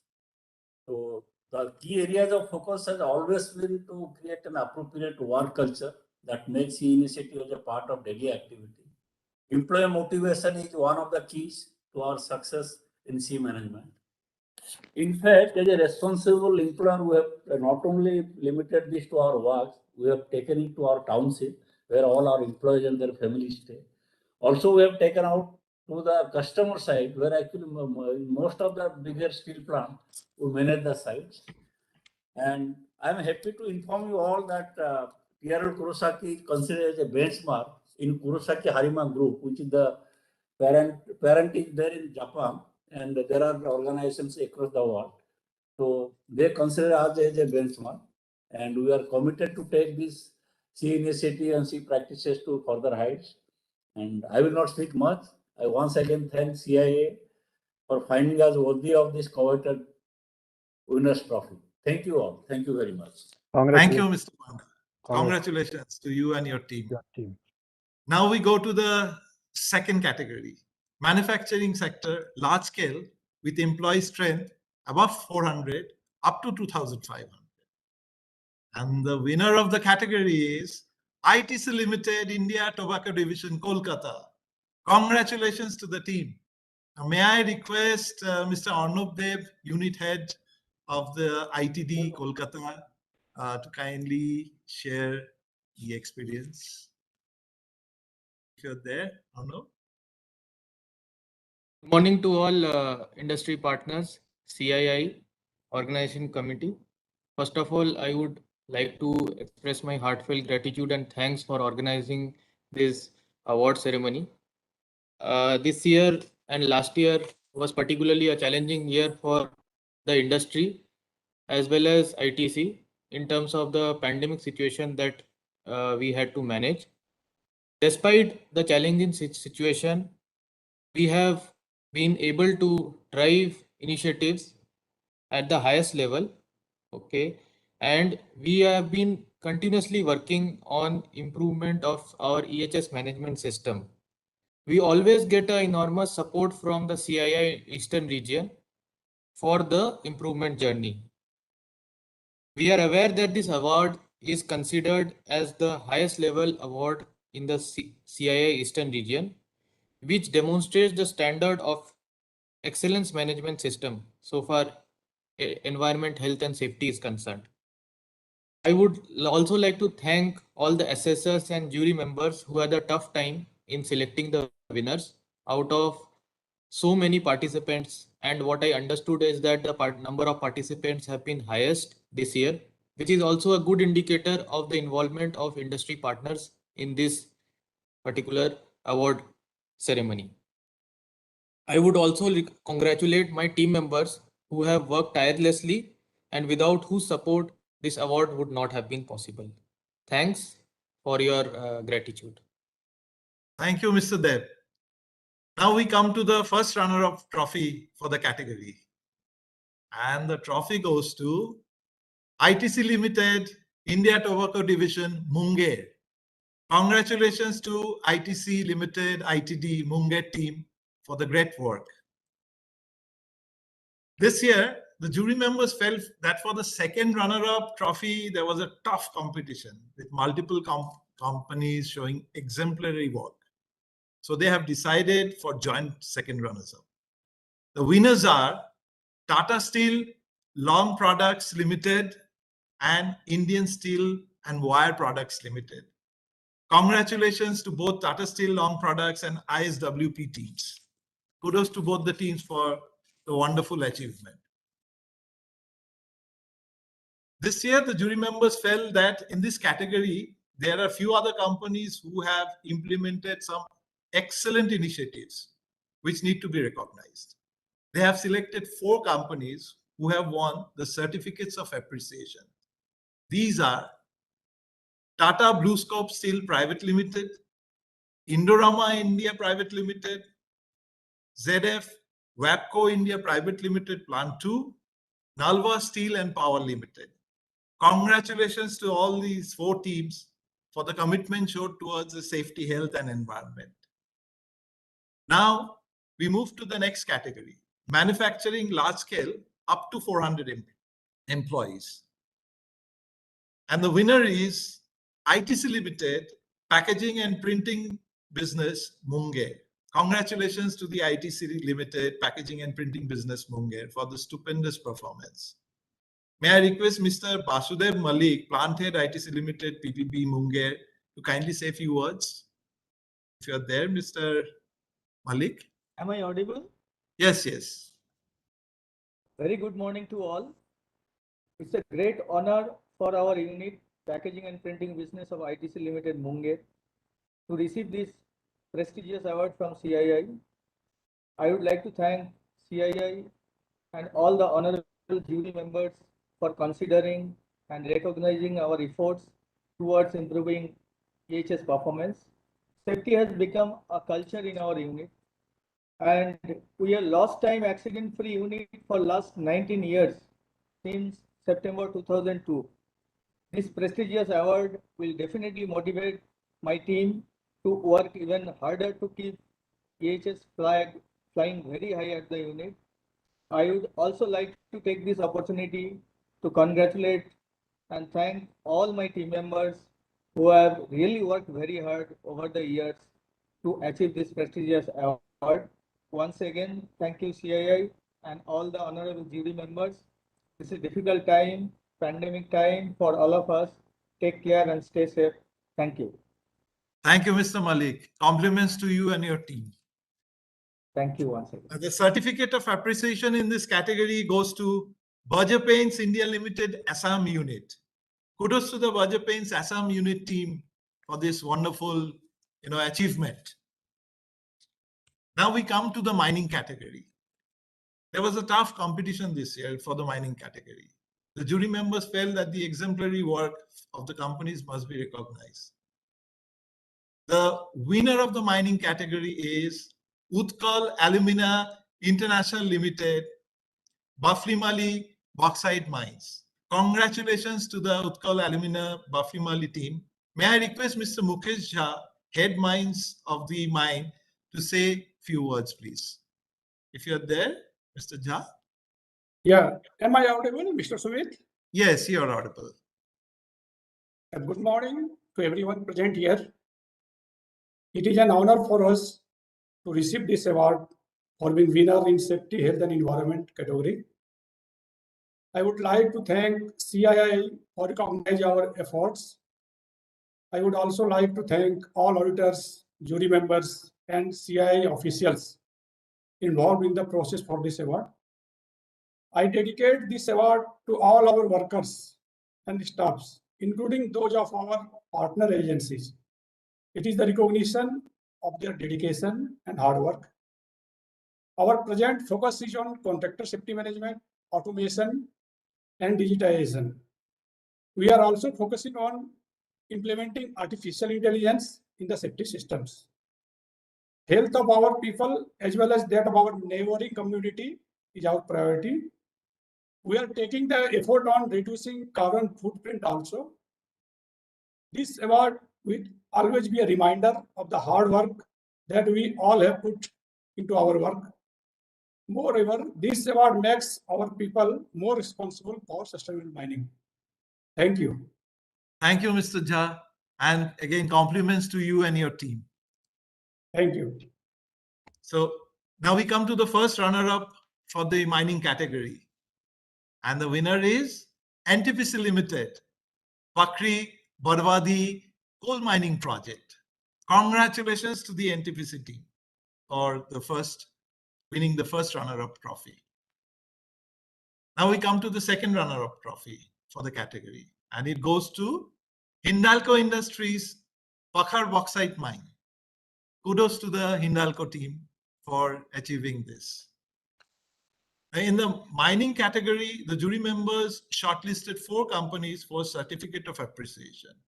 These are Hindalco Industries Limited, Kathautia Open Cast Coal Mine, Hindalco Industries Limited, Samri Bauxite Mine, Nuvoco Vistas Corp Limited, Arasmeta Limestone Mine, National Aluminium Company Limited, Panchmatmali Bauxite Mines. Our heartiest congratulations to these 4 companies for their excellent performance. The next category of the awards is construction. The winning trophy of the category goes to Larsen & Toubro Limited, Keonjhar 3 Water Supply Project. Congratulations to L&T Keonjhar team for their outstanding work. May I request Mr. Sunil Maharana, Cluster Head L&T Orissa Circle, to say a few words, if you're there, Mr. Maharana? Yeah, good morning, one and all. Am I audible? Absolutely. Yeah. First of all, I would like to thank CII Eastern Region, jury member and assessor for appreciating L&T Wet IC Keonjhar 3 Water Supply Project and declaring as a winner in construction sector. Also, I would like to thank L&T Wet IC management, EHS head, cluster head, project manager, project team, and EHS team for their continuous support, commitment, working together to demonstrate EHS implementation at project site during the assessment. As we know that in the construction industry, implementation of IMS and EHS system is tough, and sustaining effective implementation of all SOPs by engaging unskilled, semi-skilled workmen is more harder. But we did this at our project. Because of top management involvement, support, and drive, we are able to maintain EHS requirements across all the sites. We are effectively following our EHS policy, EHS objectives, targets, programs, KVDs, and digital platform, which gives us analytical result. For continual improvement, by this approach, we strive towards our organization goal, that is zero harm. With such tough competition and participation by various well-known organizations in this assessment process, and getting winner award is worth for all of us. This really means a lot to us and motivate us to do more and set a benchmark for others in the field of EHS in construction business. On behalf of L&T Wet IC, Keonjhar 3 Water Supply Project, Bhubaneswar Cluster, we once again thank CII for this award. Thank you very much. Thank you, Mr. Maharana. Congratulations to you and your team for this stupendous work. Now the first runner-up trophy. Now it goes to, again, L&T Wet IC construction of sewers for Bhubaneswar. So kudos to L&T Bhubaneswar sewerage project team. The second runner-up trophy goes to, again, Larsen & Toubro construction Wet IC Ranchi Water Supply Scheme Phase 1. So our heartiest congratulations and appreciation to the team for their great work. In this category, the jury members selected 4 companies for certificate of appreciation. These are L&T Construction MLIP Cluster 12 Sundargarh, L&T Construction Bodh Water Supply Project, L&T Limited Mednipur Intake and WTP Project, GE Power India Limited, SIPAT Project. So we extend our compliments to all these 4 teams for winning the certificate of appreciation.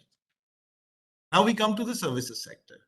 The winning trophy for the category goes to Larsen & Toubro Limited Wet IC O&M Bhatpara Sewer Network and Treatment Facility. Cheers to the team. May I request Mr. Devashish Sinha, Cluster Head, West Bengal Circle, to say a few words, if you're there, Mr. Sinha? Yeah. Good morning, Madam and Sirs, connected through this virtual platform in this award function. It's a huge honor for us as L&T Kolkata Cluster for receiving this SHE Excellence Award. I, as a cluster HS manager, deeply honored and happy to receive this award. The assessment process followed by CII getting this award is an exemplary. Different level of project audit and presentation done during this process, which is not only evaluation of the project side, it is also allow us to showcase our EHS compliances. During audit by the senior auditors, we also learned new best practices as a part of the suggestions by the auditor, which further excel our EHS compliances. This award is a big motivation for all project staffs towards the goal of a zero harm. Thank you all the project team members and the top management for supporting this award, supporting this assessments. Thank you all the jury members, auditors and CII Eastern regions for this wonderful award. Thank you, sir. Thank you, Mr. Sinha. Compliments to you and your team for this. Now, the first runner-up trophy goes to Cognizant Technology Solutions India Private Limited, Green Tech Park. Congratulations to the CTS team for this tremendous achievement. The certificate of appreciation in this category goes to Larsen & Toubro Limited, ONM, Cluster 14, MLIP projects. Our heartiest compliments to the L&T Cluster 14 team. The next category is for the MSMEs. In this category, the jury members have decided to give certificate of appreciation, and it goes to Jamipol Limited, Jamshedpur unit. Congratulations to Jamipol Jamshedpur unit for the excellent work. With this, we come to the close of the award ceremony. I would again request the winning organizations to kindly connect with the CII Secretariat for the trophies and the certificates. Thank you, and thank you to all the participating teams in the SHE Awards this year. So with this, we come to the close of the award ceremony. Thank you so much.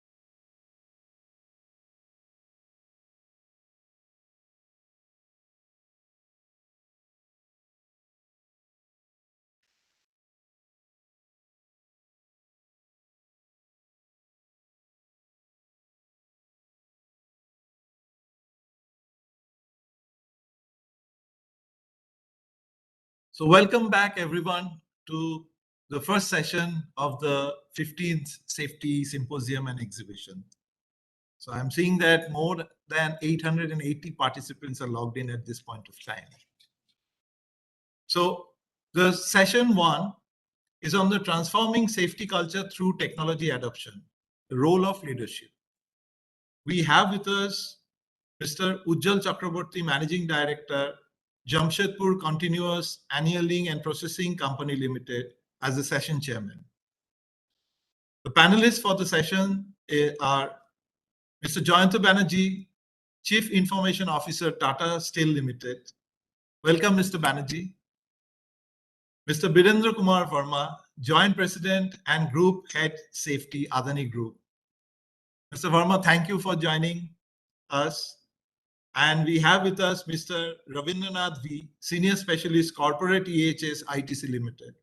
So thank you, Mr. Ravindranath, for joining us in this particular session.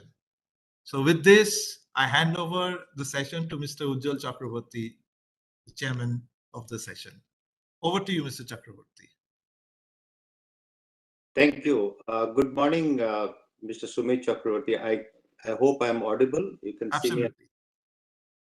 See me. Right. Just a minute. Let me see my video. Yeah, okay. So, good morning, all. And thank you very much for participating in this event.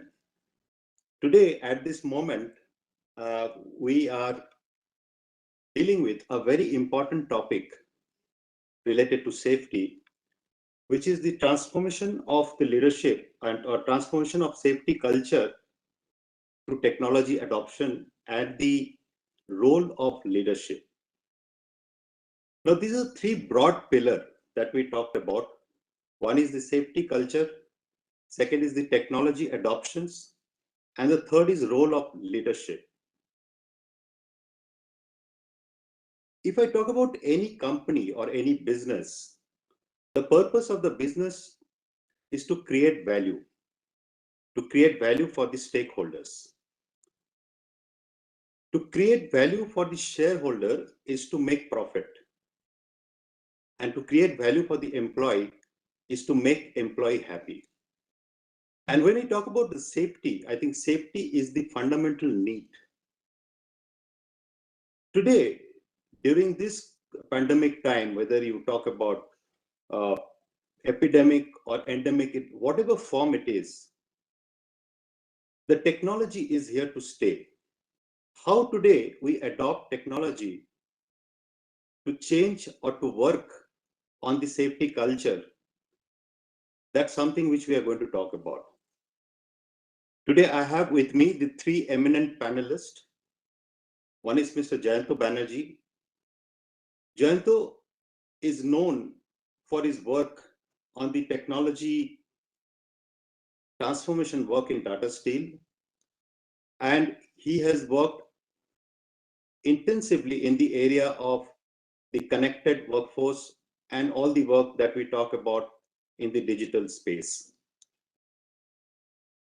I also have with me Mr. Verma, who is the Joint President and Group Head Safety of the Adani Group, and Mr. V. Ravindranath, who is the Senior Specialist Corporate EHS and ITC Limited.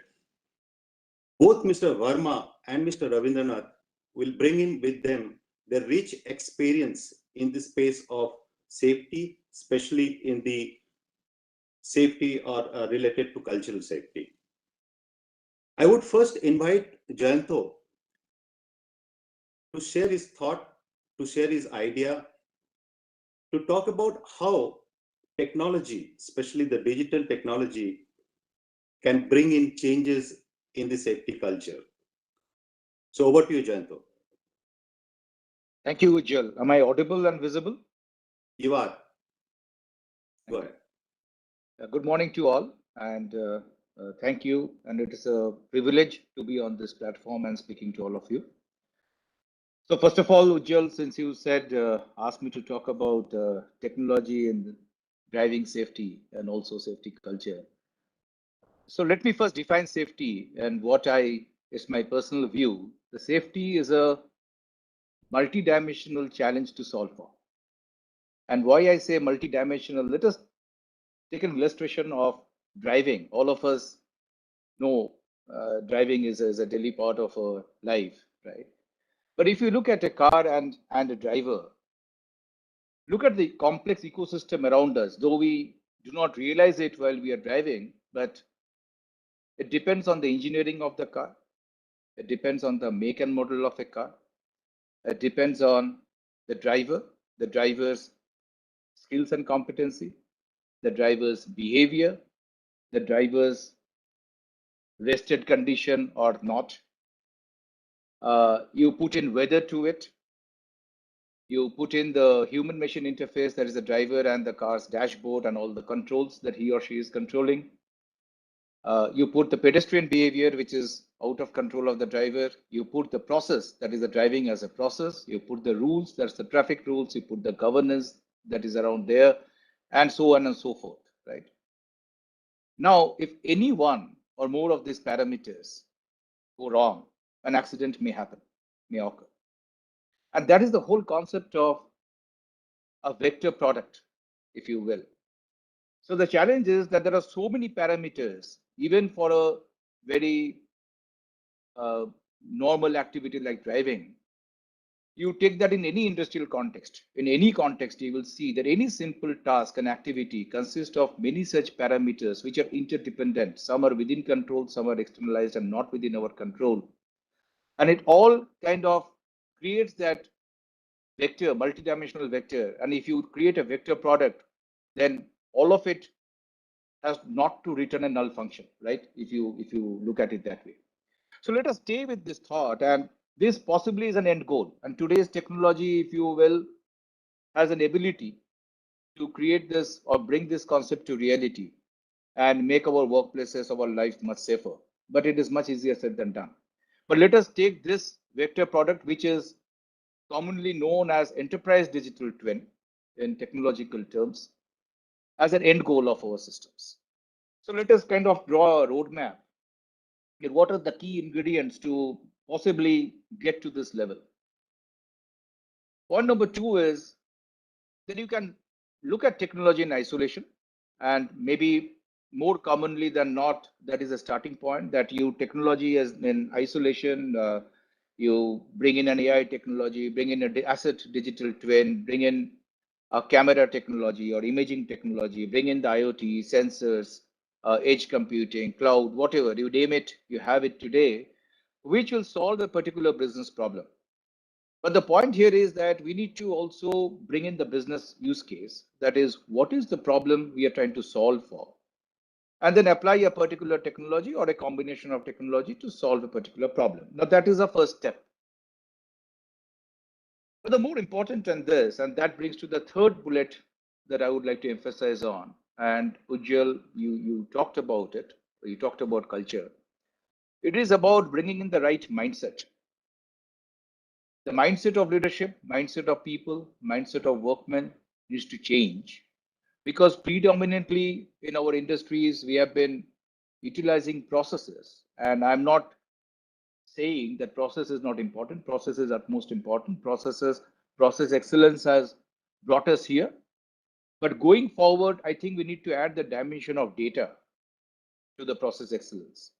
So it is a regime of data excellence now. So if our daily work changes in looking at dashboards, looking at data, looking at analytics, looking at insights that are coming out of the data, and thus creating actions or proactive actions that we can identify, that we can take today, which will preempt a particular unfortunate safety incident.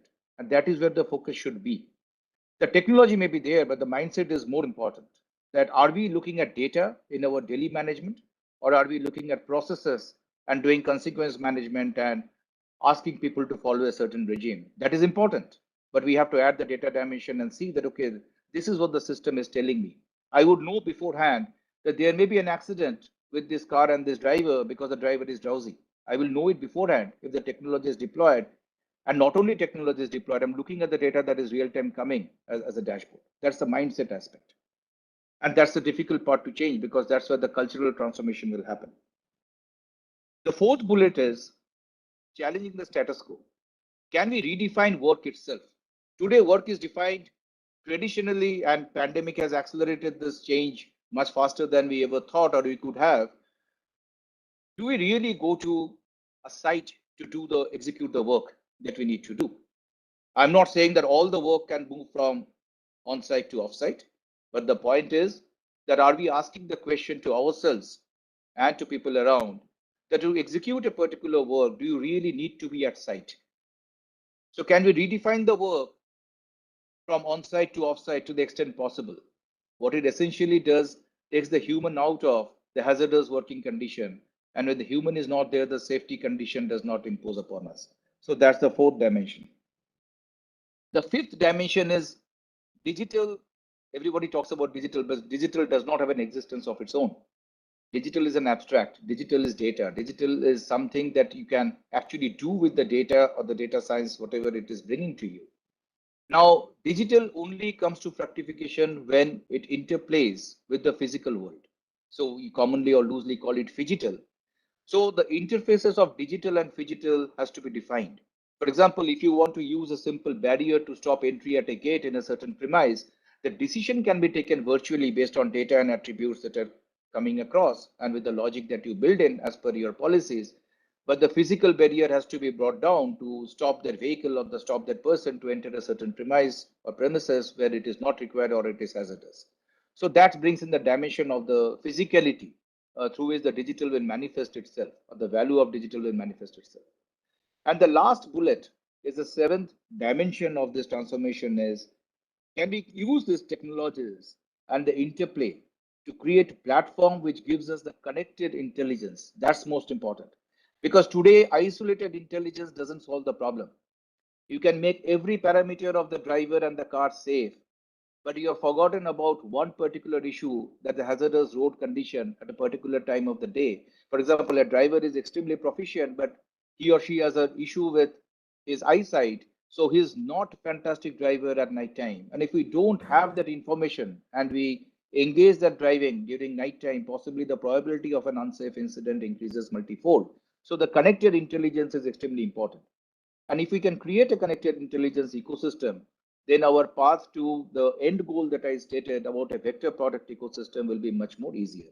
So these are the foundational layers I wanted to first lay out. And then I would like to give some illustrative examples.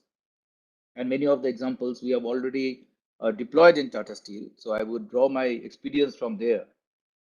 You take a simple use case like, so you have your campus and you have vehicles moving in and out, whether it is a two-wheeler or a four-wheeler, and there are rules and regulations. There are speed limits and there are lanes and policies that as a company we want people to follow so that we are all safe and sound within the work premises. But sometimes it does not happen, right? Sometimes people drive over the speed limit. How do we eliminate this problem? Now, there is a traditional method of you put stewards on the ground. There are a lot of people who are policing, who are kind of looking at the vehicles and stopping the vehicles, finding out the number plate, finding out the people who are violating and doing consequence management. That's the traditional method. There's a lot of effort and there's a lot of human error. And you cannot look at a license plate from a distance. You put ambient light condition, put rain and weather to it. You cannot actually go outside and work in those conditions. So it is not effective. So there is a technology in AI called automatic number plate recognition. You have a telescopic camera, you have an AI algorithm. So it has a night vision and you can actually read illegible license plates from a distance and automatically send whatever consequence management or identification of the violator and do the management of that remotely. That's a very simple use case, but that is only one use case. Second use case is that you want the vehicles to follow a lane, and you have a lot of surveillance cameras today across the country. We see surveillance cameras, and how many times we see people continuously manning those surveillance cameras. About how effective it is. When an incident happens, we normally find excuses. No, the camera is not working, or no, we missed it, or there was a person not paying attention, or there was a lethargy, or whatever the case may be. But a camera is 24/7 capable to watch whatever it is watching, right? And if we have IP cameras and which can transmit data, let the camera do their job, let the human do their job, not 24/7 manning it.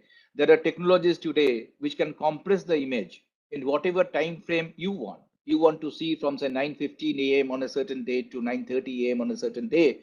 The camera image can compress it and bring it to you. You want to put a filter of color, you want to put a filter of say an automobile description, you want to put any other filter. There are technologies today which will bring you exactly that, and you can then do the whatever analysis you want to do, either for a forensic or for a proactive alert management. During the connected workforce, which you mentioned, so I will elaborate a bit on that because that's a platform we are very proud of, and which did not start as a platform. It started with isolated solutions and use cases, and then eventually became a connected intelligence platform for us, which we call as connected workforce. But the questions were very simple but very powerful. How many people we have in the plant premises at a given point in time, real time? How many of them are at a hazardous zone, real time?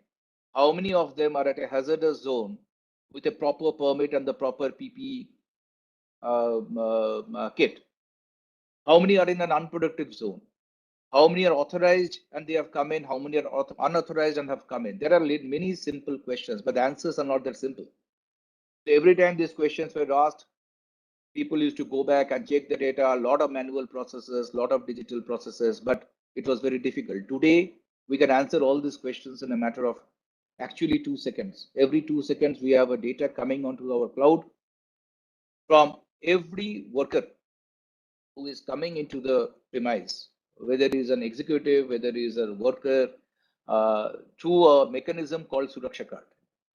So we have a 3-perimeter geofencing that we have done. We have an RFID card, which is our basic access mechanism at the perimeter. We have a Suraksha card, which is fundamentally we have geo network the entire Tata Steel premises with LoRaWAN network, which is a low frequency wide area network. The reason we have used LoRaWAN is fundamentally because of metal penetrability, because in our case, we need to look at the penetration of the signals through metal barrier. So whatever the reason may be, the fundamental point is that we are able to track every individual in a matter of 2 seconds, the data is uploaded. So you have a real-time tracking. Now, once we have implemented this technology, and then we have another triangulation with the biometric, which we have disabled for now because of pandemic situation, so that there is no touch allowed. But that also helps us in doing impersonification management. If somebody is not carrying an authorized RFID card, but has been gainfully entered the premises, so he or she will be stopped with the biometric.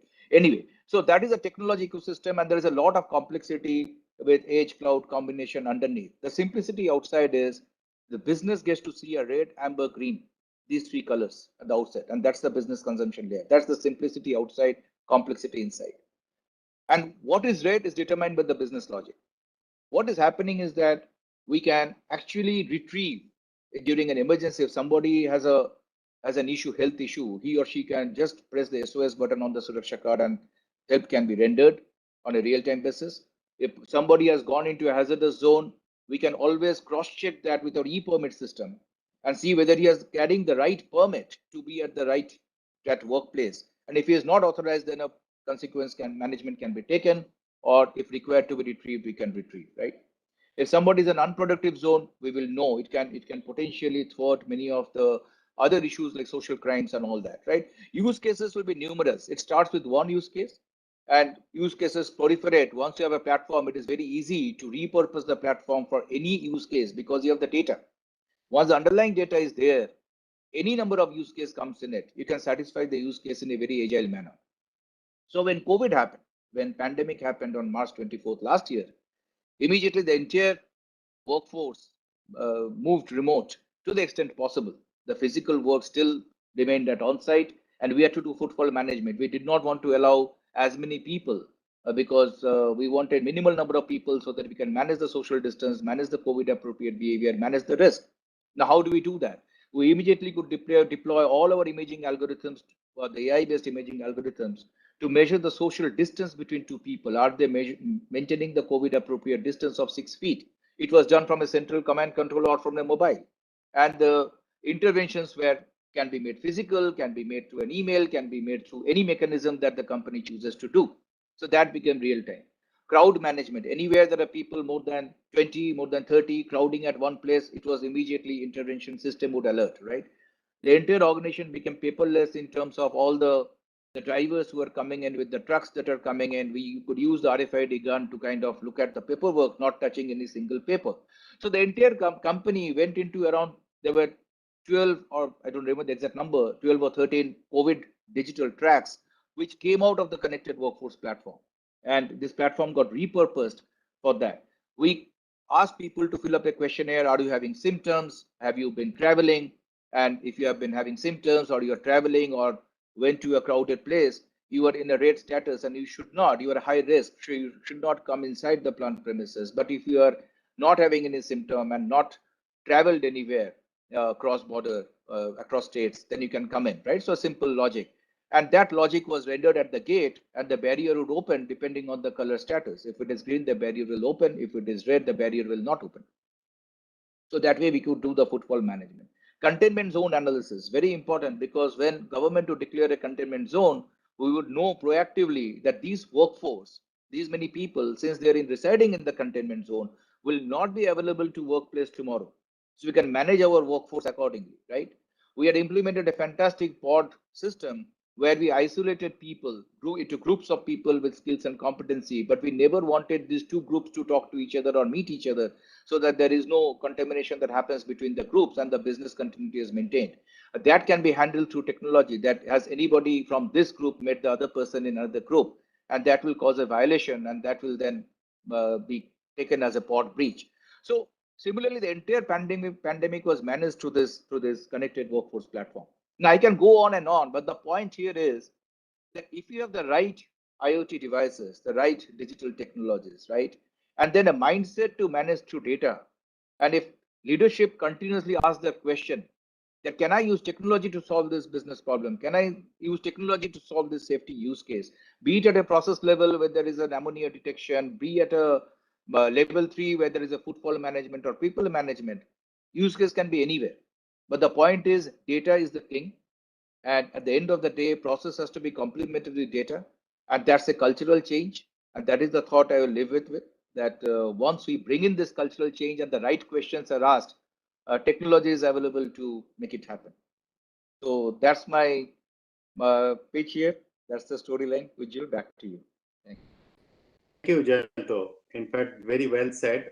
So while I'm making few comments, I hope the listeners or the people who are attending, you can ask questions. So, and we can take all the questions towards the end. And so, Jayanto, thank you very much. First of all, elaborating that digital is a mindset. Yes, first of all, it is the leadership who has to appreciate and who has the conviction that digital is the way. Data is the new oil. Data has got a plenty of data all over the places. How you accumulate the data and convert into meaningful information through analytics is what Jayanto and team is doing in Tata Steel. And some of the examples, plenty of them. One of the examples, what he mentioned, I myself has been a benefactor of that, is a connected workforce, where how we could work remotely and how we could manage the whole business, even not being there, how we could manage the social distance and carry on our work, and finally, how we could evaluate or how we could reflect or how we can analyze post event the reasons or the various factors that have gone into the whole thing. So thank you. I will come back to you with the questions to you, Jayanto. And by the time, I hope people will type their questions. I also have few questions, so I'll take them. But before that, I would invite Mr. B.K. Verma. Mr. V.K. Verma has got a wide experience of going to a number of industries. And he is a passionate safety evangelist, and he has got a safety great understanding as well as appreciations. So we all would like to hear, Mr. Verma, your thought on adopting technology and the role of a leader to improve the safety culture. Over to you, Mr. Verma.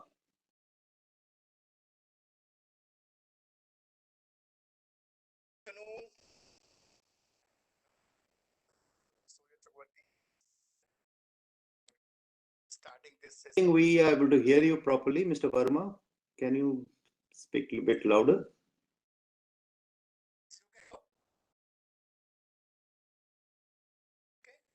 No, you have to speak a bit louder.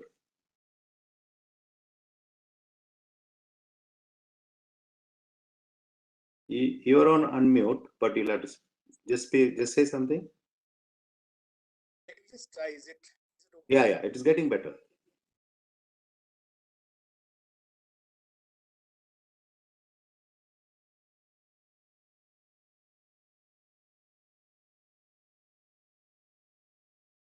I think now it should be okay. Yes, go ahead. Please. Okay, great. So thank you very much. Good afternoon, everyone, for being here in this particular session. Mr. Jayant has started.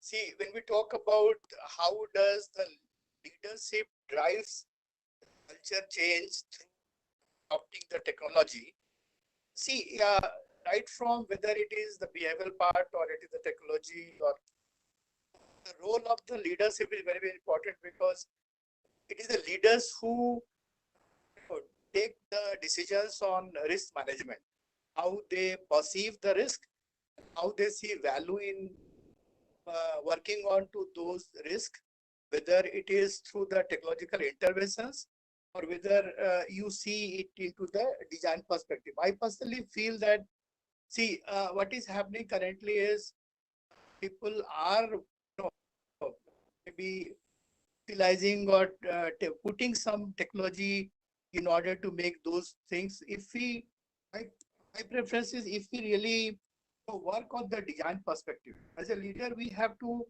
if we talk about the culture change, there are three perspectives into that. Whether we have changed the asset or we have designed the asset in the way that the asset itself is able to take care of those deviations, are able to continuously monitor those deviations, or whether within the parameters or all. So how the important perspective is, we have that kind of processes in place, which is so that when we are designing the asset or when we are procuring an asset, those particular the safety related risks are taken care in the design. And when it is being designed, is it getting verified? Is it being monitored onto the commissioning, checked into the commissioning, and then it is performing as per the design? The second perspective is what are the processes we have in place. As Mr. Jayant was saying that, see, processes means whether it is the observations or inspections, the normal way of doing that. But when we talk about how do the organization create a process that those modern technologies are integrated at the design, or is it integrated into the specification of the particular technology? Because now there are a lot of advanced technology available, and if we integrate it the design state, it becomes easy for the project to take it forward. Otherwise, you have to have always a kind of economics integrated into that way of whether it suits those requirements, or whether you have your options to weigh on the suitability and all. The third one is how do you integrate the people's behavior into the processes. So whether it is asset, whether it is a process, or whether it's the people's mindset, how does the leadership drives those changes in the perspective into that? As the technology not only gives you the ease to do that, but it also helps you fix the accountability and also sets the culture perspective to the three component. The idea is that how do you set those processes in place, whether you have in the organization, you have a process in place to take care of the identification of those hazards, which can be worked with the kind of technology which is available. So I'm more talking about the practitioner way of doing that. How we have done is, see, there can be in organization there can be many like we have around 12 to 14 different businesses. Every businesses will have a different kind of need for the technological interventions to either eliminate the hazard or control the risk. What we have done is that we have at the apex level, we have constituted a group level task force, which is responsible to define and provide the detailed activity chart to consider and allow those representation of the BU in the top level task forces, where they are responsible to generate or take out from the bottom what are those hazards which is causing the serious risk, and those hazards and serious risk which is not being able to track through the normal way of working. They are escalating those issues to the group level task force. And so we have a the entire laundry list of the risk which is there at the different view, and we take a strategic view on what are those problems which we can monitor, which we can track, or which we can work upon using the different kind of technology. And if you look into because the way we are working in the different different perspective of our businesses, when we talk about the airport, when we talk about the port itself has a different kind of hazards. We have many tank farms, we have a transmission. So we as a group we have a different kind of very different kind of perspective in the different BU.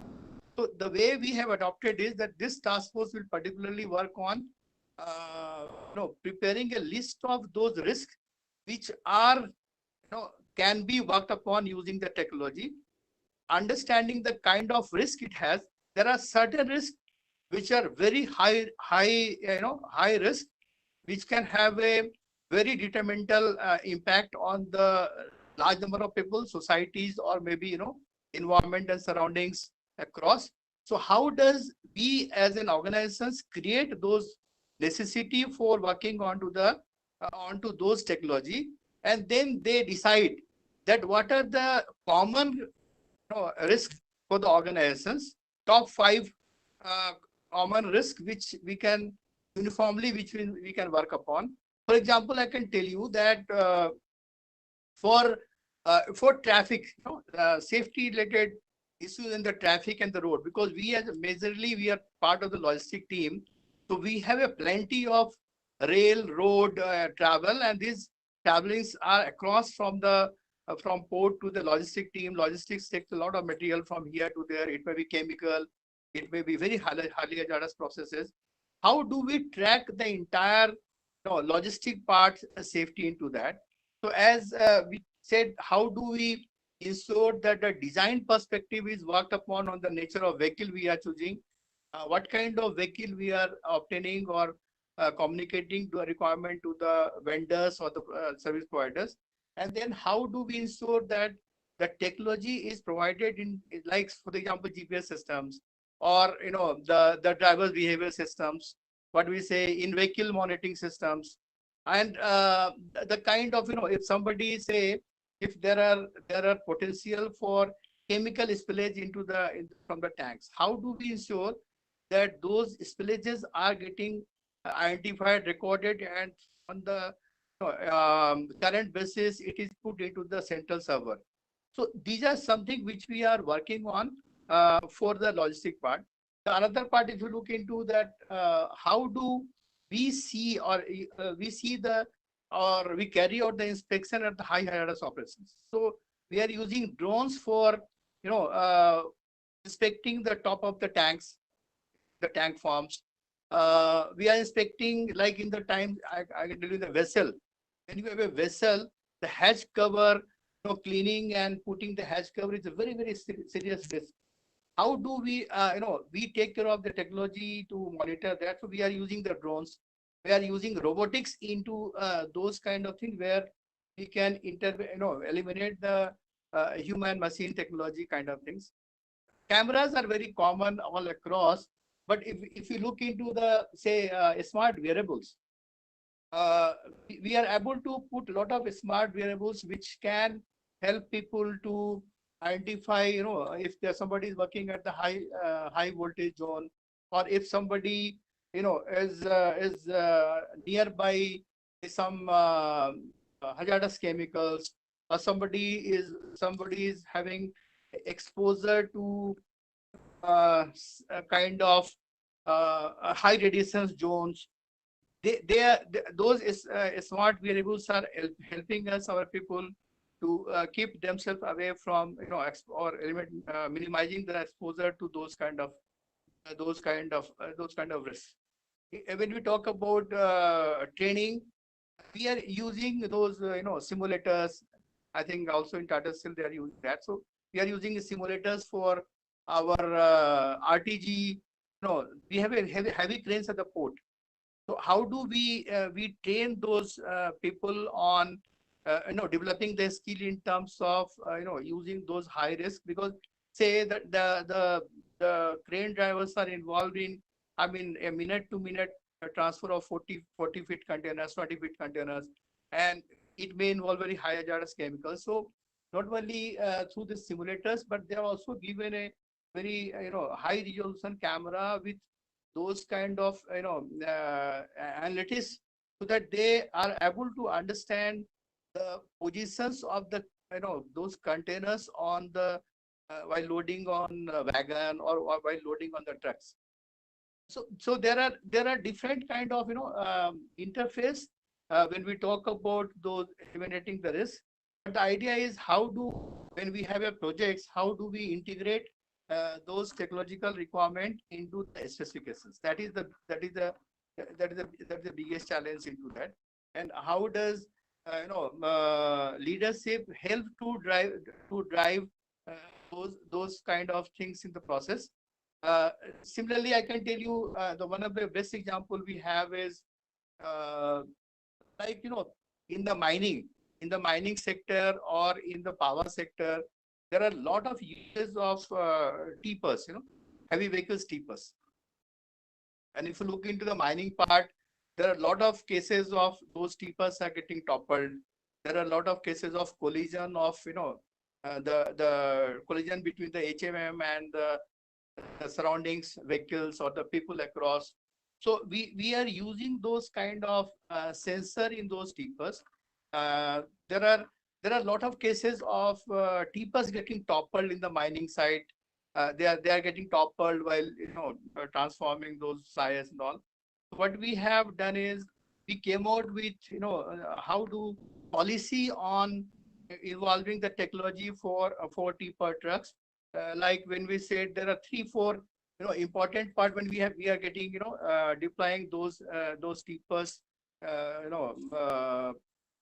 technological intervention to that. One is we say that we need to have a tilt switch or what we say inclinometer into that.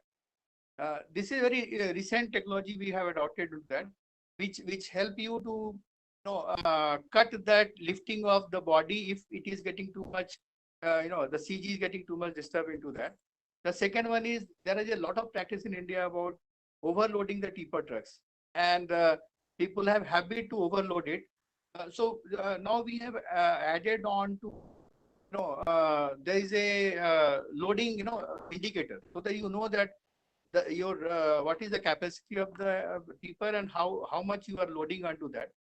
The another one which we say that there are a lot of cases when the drivers are starting or moving the vehicle with their body lifted in, and then in between they touch some high power line, all kind of things. So we have given a we have started putting those high voltage line detectors which help to warn the drivers to lower the body up to that. Besides, there are other there are other technological interventions we are adopting onto those kind of tippers. Similarly, there are a lot of other technology which is basically based on the risk involved in the processes, whether it is lotto systems, whether it is e-permit, work permit system, as Jayant was saying, that we can track the people who are authorized in moving across, or whether there is any unauthorized persons in the systems.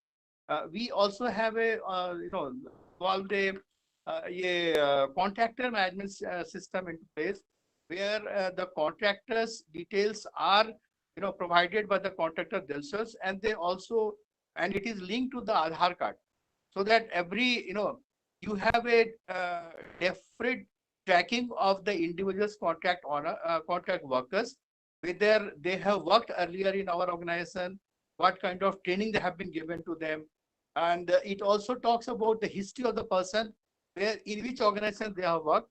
So there are details list of the people's their experience, skill and all. So it helps us to avoid those kind of repetition when because of same persons, if it comes. So we have a track that he has worked into the our organization at some place or the other, and it becomes easy for us to provide those kind of training, and whether that kind of supervision is required for those kind of things. When we talk about risk further, depending upon the risk involved into that, we are using, say, a radar-based sensing system for the stacker boom to avoid collision between the tracks and all kind of things. Similarly, when we talk about, audit and inspections, we are using the DAS system, distributed acoustic sensing and distributed thermal sensing system for audit and inspection. For loan working, as we said, handheld GPS tracking devices we have started using to avoid, in case of any emergency, we can be able to provide that. particularly in confined space working. As you know, Tata Steel also has a lot of confined spaces, and it's very, very dangerous. So how do you track their presence to that? So we are using that GPS as well as motion sensors we are using to avoid if somebody is not moving within 10 to 15 seconds, then it automatically gives an alarm for the people to work upon those kind of conditions. So that's how I think we are setting those processes so that the leadership is very clearly able to identify that what are the risks which is not able to getting controlled through the normal way of being, and let it get escalated to the group level task forces, and so that the decisions are taken from there. Do not need to think about too much onto the budget part. It starts from there, and then it gets carried forward onto.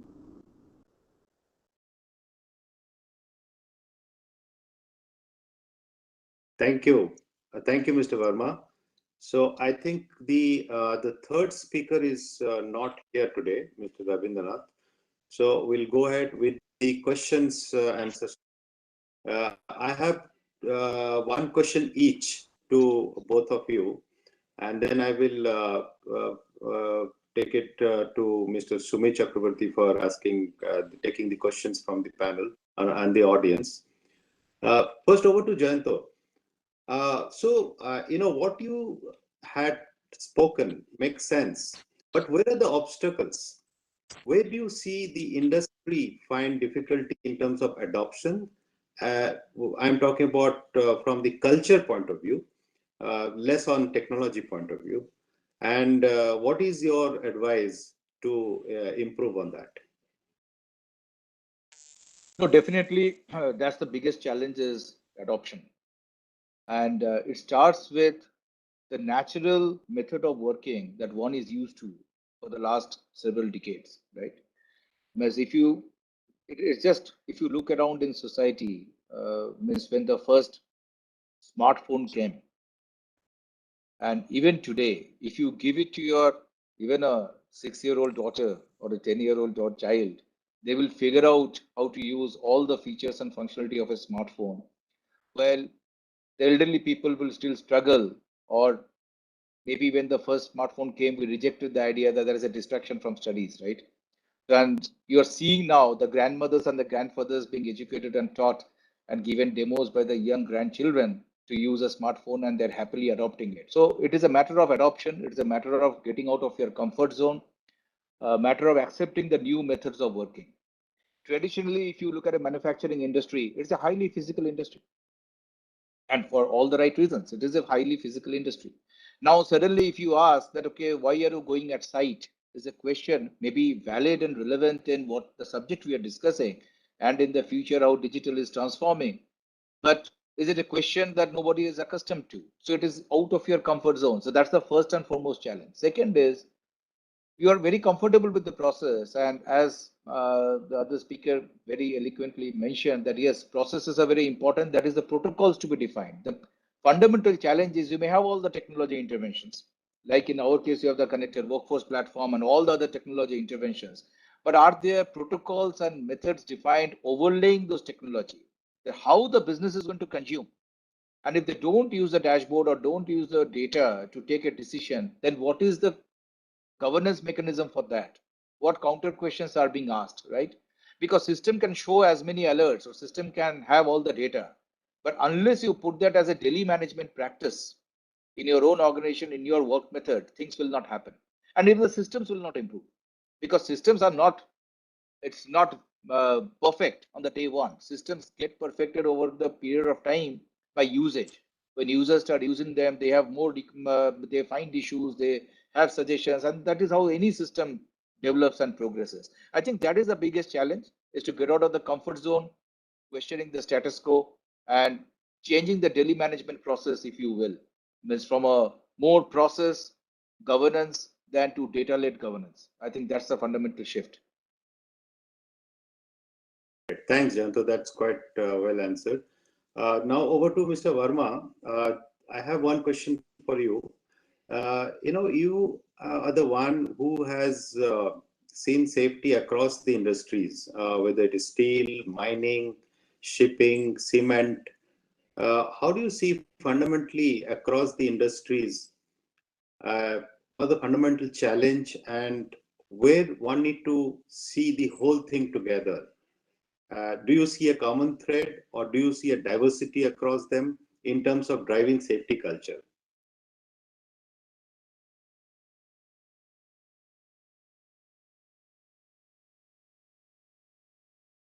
Is it visible? Yeah. Yes, yes. See, as you said, yeah, I've moved across different industries, and the safety, the culture itself is a big challenge. But my feeling is that people actually do not understand the science behind improving safety. I think that's the challenge which I have seen at Tata. I saw at many organizations wherever I worked. Initially, people were very confused about how to change, how to work on to safety, because any day, every day kind of injuries are happening across. But now see, if the management is able to understand the science behind improving safety, and because see, the understanding on the importance of safety, nobody can deny, because everybody understand it is now the business case. It's a risk to the continuity of the business. If there is something happening, the media and all, I mean, nobody will allow you to live peacefully into that. So the idea is that how do the managements are able to understand, and how do you as a leader are able to communicate and convince them about the right way of starting to improve safety, and how do people get involved, because safety does not happen with the safety people. That safety happens when the line managers are involved into that. So the idea is that how do leaders understand the science behind improving safety, what kind of their role will be. They need to understand that how their effort will be active, be catalyst to safety improvement, and does it will have enough ROI on to that, because ultimately business has to survive with the kind of the profit which is happening. So does this kind of ROI investment, if it is required, does this investment will give them peace of mind, and whether they are so I over across the different, I think 8-9 organizations I have served in, and everywhere once the management is understanding onto that, they get hand-ons to those systems. I don't think there is any challenge to get their commitment, provided you have the right person, right way to communicate to them. So, I think very well said. Safety is primarily is our leaders' fundamental responsibility as zero harm. And if the leader initially take it as a cost, then it will be. But eventually, if you take it as your fundamental responsibility, then you will achieve the target and also you improve productivity. Technology today has given that lever. Through use of this technology, especially digital technology, you can also improve the productivity further. With this note, I would hand over to Mr. Sumit Chakravarti for any further questions or any other points. Go ahead. One point about that, what you said is the cost.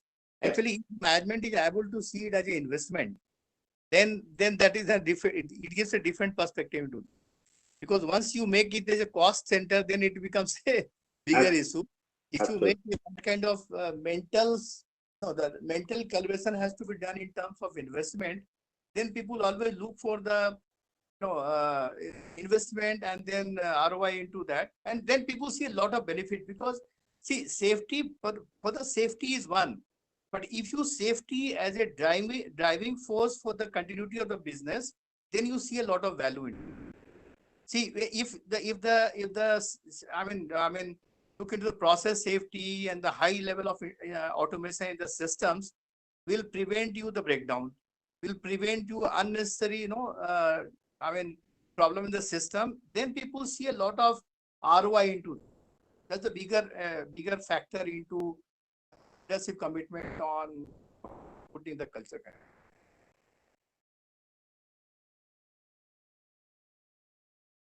Thank you. Thank you, Mr. Verma. Thank you, Mr. Banerjee, and thank you, Mr. Chakraborty. I am seeing a couple of questions posted by Mr. Lokesh Ray. And since we have Mr. Ray with us here, so I would request Mr. Ray to kindly ask your questions to the panelists.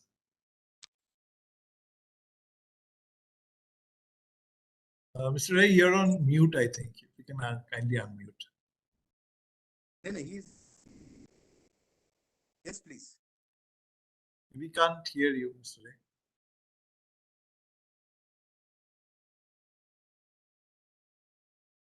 We still can't hear you. In that case, should I read out the questions for you?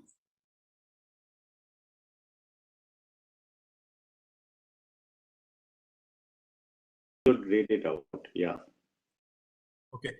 So the first question was, what are the first steps that a leader should take for introducing BBS in an organization? If someone can answer that. See, the first thing, leaders should first get understanding on what is BBS and what are their role in driving the BBS. I think that is the first step leaders should understand. I mean, leaders, every individual has to understand that safety starts from me, myself.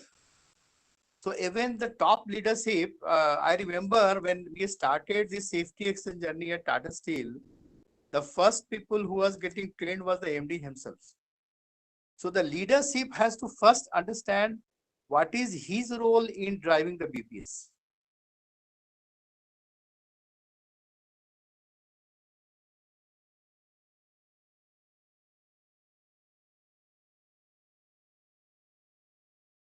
Should I move to the next question?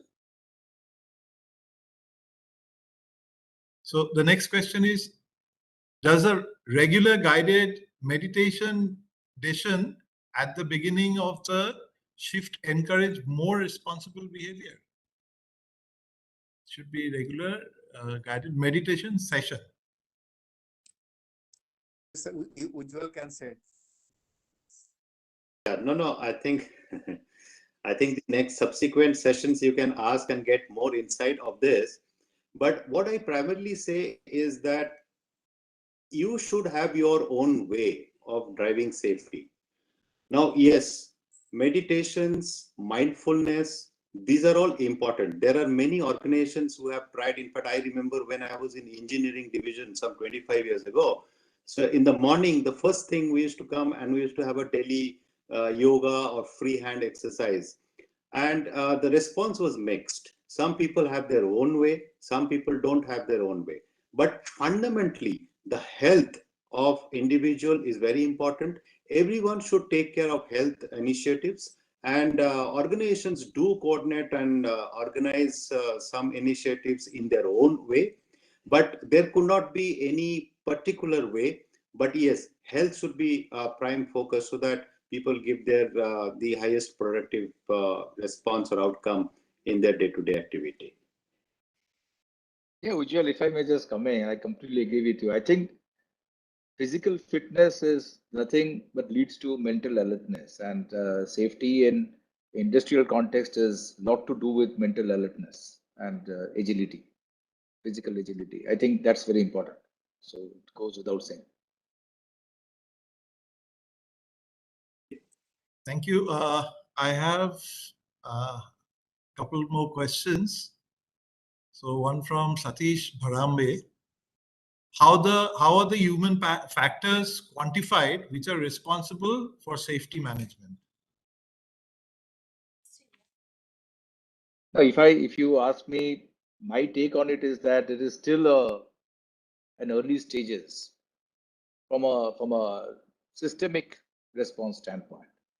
I talked about the enterprise digital twin. I'm giving a technological answer because there are processes that can be mapped into systems. There are data that can, or assets can be twinned, and that can be brought from an on-site centric operation to an off-site centric operation. All that interventions are relatively easier than mapping the behaviors of people. And that is a new dimension that is coming in digital twinning, is that if we can map behaviors also in the vector product model that I talked about, fundamentally, then you will be able to proactively say that yes, this particular person possibly will act this way in a given situation, and thus preempt some of the unfortunate incidents that are possible. So, but that's a technological answer, but the cultural answer I would leave Mr. Verma and Ujjwal to comment. No, in a way, you also answered the individual or human aspect. But eventually, yes, it is the people who has to be taken care of. In fact, as I see that often as a leader, we miss the person, right? We talk about technology, we talk about process, but we miss the person. And in Tata Steel, in the year of 2014-15, that's why we introduced the felt leadership. Mr. Verma mentioned about it. Felt leadership is the program which many advanced industries have adopted, where they have realized that it is a good time where they should spend time on people. And that's where we had to understand, or we had to appreciate the people aspect to it, which is very important. And that will give significant improvement to the journey. Yeah. Can we move to the next question? So, the next one is from Sanjeev Kumar. What is the action to be taken by a junior safety professional if the seniors are not supporting?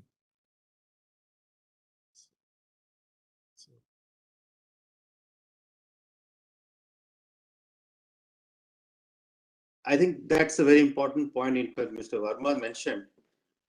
My answer is nothing. If the senior doesn't support, the junior person can't do anything. Safety is actually should start from the top.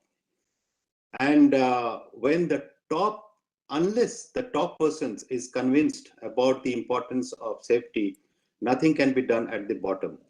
So it's very important that safety is to be owned by the number one person of the organization, and he or she not only should have implement the process and system, but should have a strong belief system in them. Then only it will be implemented. Mr. Verma, you have any view? I personally feel that it always happen, but as I said initially, it happens because either the leadership does not understand how to drive it. The second is sometimes in a small organization, it also happens that they cannot afford to spend too much money and time onto because of the low level of working and then the very low human intervention to that kind of things. But I personally feel that nobody is against that. If some junior persons or if he's feeling that the boss or the top leadership is not working onto that, there can be at least a certain level of dialogue, or have to have a one face-to-face some interactions or some communication on to the why it is happening and what are the impact it is happening and how we can really work up. And I have seen that it really works. And I'm just telling you once, in one of the organization, and I'm just it will give some example of how to drive it. In one of the organizations, the top leadership has published the 5 priority for the year. Came out from the top office and was distributed to all, and I also got that. And so, I wrote to the top that thank you very much for clarifying the 5 priority for the year for the businesses. And how much I actually wrote that I don't know that how many dead body you like to continue to see in the year to make safety as a value item. It created a lot of this kind of communications, and it caused a bitter feeling. But I think that really worked in the group. The top sensitive people were able to understand the message what we are trying to give. So I think somewhere you have to break that that wall and let it. I mean, it may happen that it happened at every places with wherever I have worked in. It was always the very bad scenario in terms of safety, but I think some of those breaking the barriers kind of things always work. Ujjwal, if I may come in to offer a different point, I completely agree with what Mr. Verma said. But from my limited experience, looking into the future, data democratization will play a very integral role in what both Mr. Verma and Ujjwal mentioned. Because when data is democratized, it actually kills hierarchy. It actually, everybody is looking at the same data and is sensitized with the same data, right? So then the decision making or the action does not depend on a single person, but everybody feels accountable. If some untoward incident is going to happen or some risk is getting highlighted by the data, a lot of people have access to the data, and the data, the system is giving you alert. That is called the democratization of data, because a lot of people will have access to a lot of data by roles and privileges and all that. Then you cannot just say that the hierarchy will take a decision. Then there's a collective decision, the sensitization and the sense of urgency is felt by an organization, and this issue kind of gets attention automatically. And that's a very different shift in digital transformation that is happening, where the data, it democratizes the entire hierarchy and it gives more empowerment to people, and people get automatically sensitized. So that's another viewpoint I wanted to bring in. Yeah, absolutely. In fact, all depends in what level of Bradley's curve your organization belongs to. What you're saying, it is true when you are independent and interdependent. When you are in the beginning of the Bradley curve, that time, no matter how much data you have in the system, unless it is driven from the top, this is a situation cannot improve. This is my limited take on this subject. It depends on the maturity, yes. Very right. So due to the paucity of time, we cannot take any more question. So if anybody has any more question, please type that in the chat box. So we will try to get the answers from the panelists and we'll send it to you. So thank you, Mr. Chakraborty, thank you, Mr. Banerjee, and thank you, Mr. Verma, for the wonderful session. And we look forward to your continuous guidance so that the industry can benefit from your guidance and achieve what we are trying to do through these sensitization sessions. So thank you so much. Thank you. Thank you for having me. Thank you. So we move on to the next session. So I would request Mr. Chakraborty to please stay on. We have the masterclass with Mr. Jan Russo, Head Occupational Health and Safety, Tata Steel Europe. So welcome, Mr. Russo, and it's a pleasure to get you on board with us today for the session. Mr. Ujjwal Chakraborty, who is the Managing Director of Jamshedpur Continuous Annealing and Processing Company Private Limited, will be moderating the session. So over to you, Mr. Chakraborty.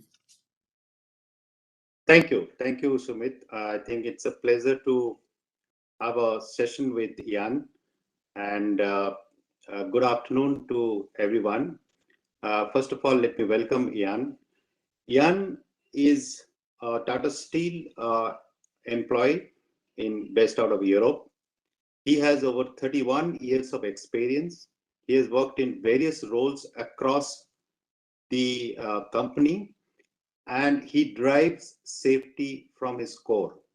Jan is a passionate safety evangelist, and it is my privilege, everyone's privilege, to host Jan. What we are going to talk about is something, the questions which was flowing in the previous session. We talked about safety culture. We talked about adoption of technology to improve the safety culture and the role of a leader. But unless it is addressed to the root, unless it is addressed to the fundamental behavior aspect or the way people, unless we understand people and we learn the fundamentals of the behavioral aspect, perhaps nothing can be done. Or if something can, if you want to achieve a big results, it would be having a limited outcome. So we would be listening Ian. I think Ian has a presentation, and then we will have some question and answer based on his talk. Over to you. Yeah. Good afternoon, everybody, and thank you very much for the invitation to speak to this group. Do I need to share my screen, or is the presentation be shown?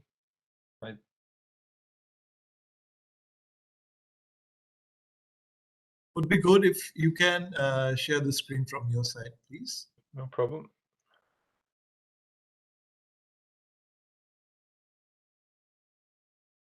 Okay.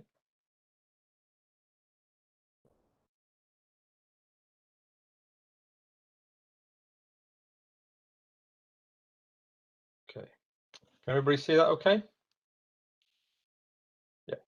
All right.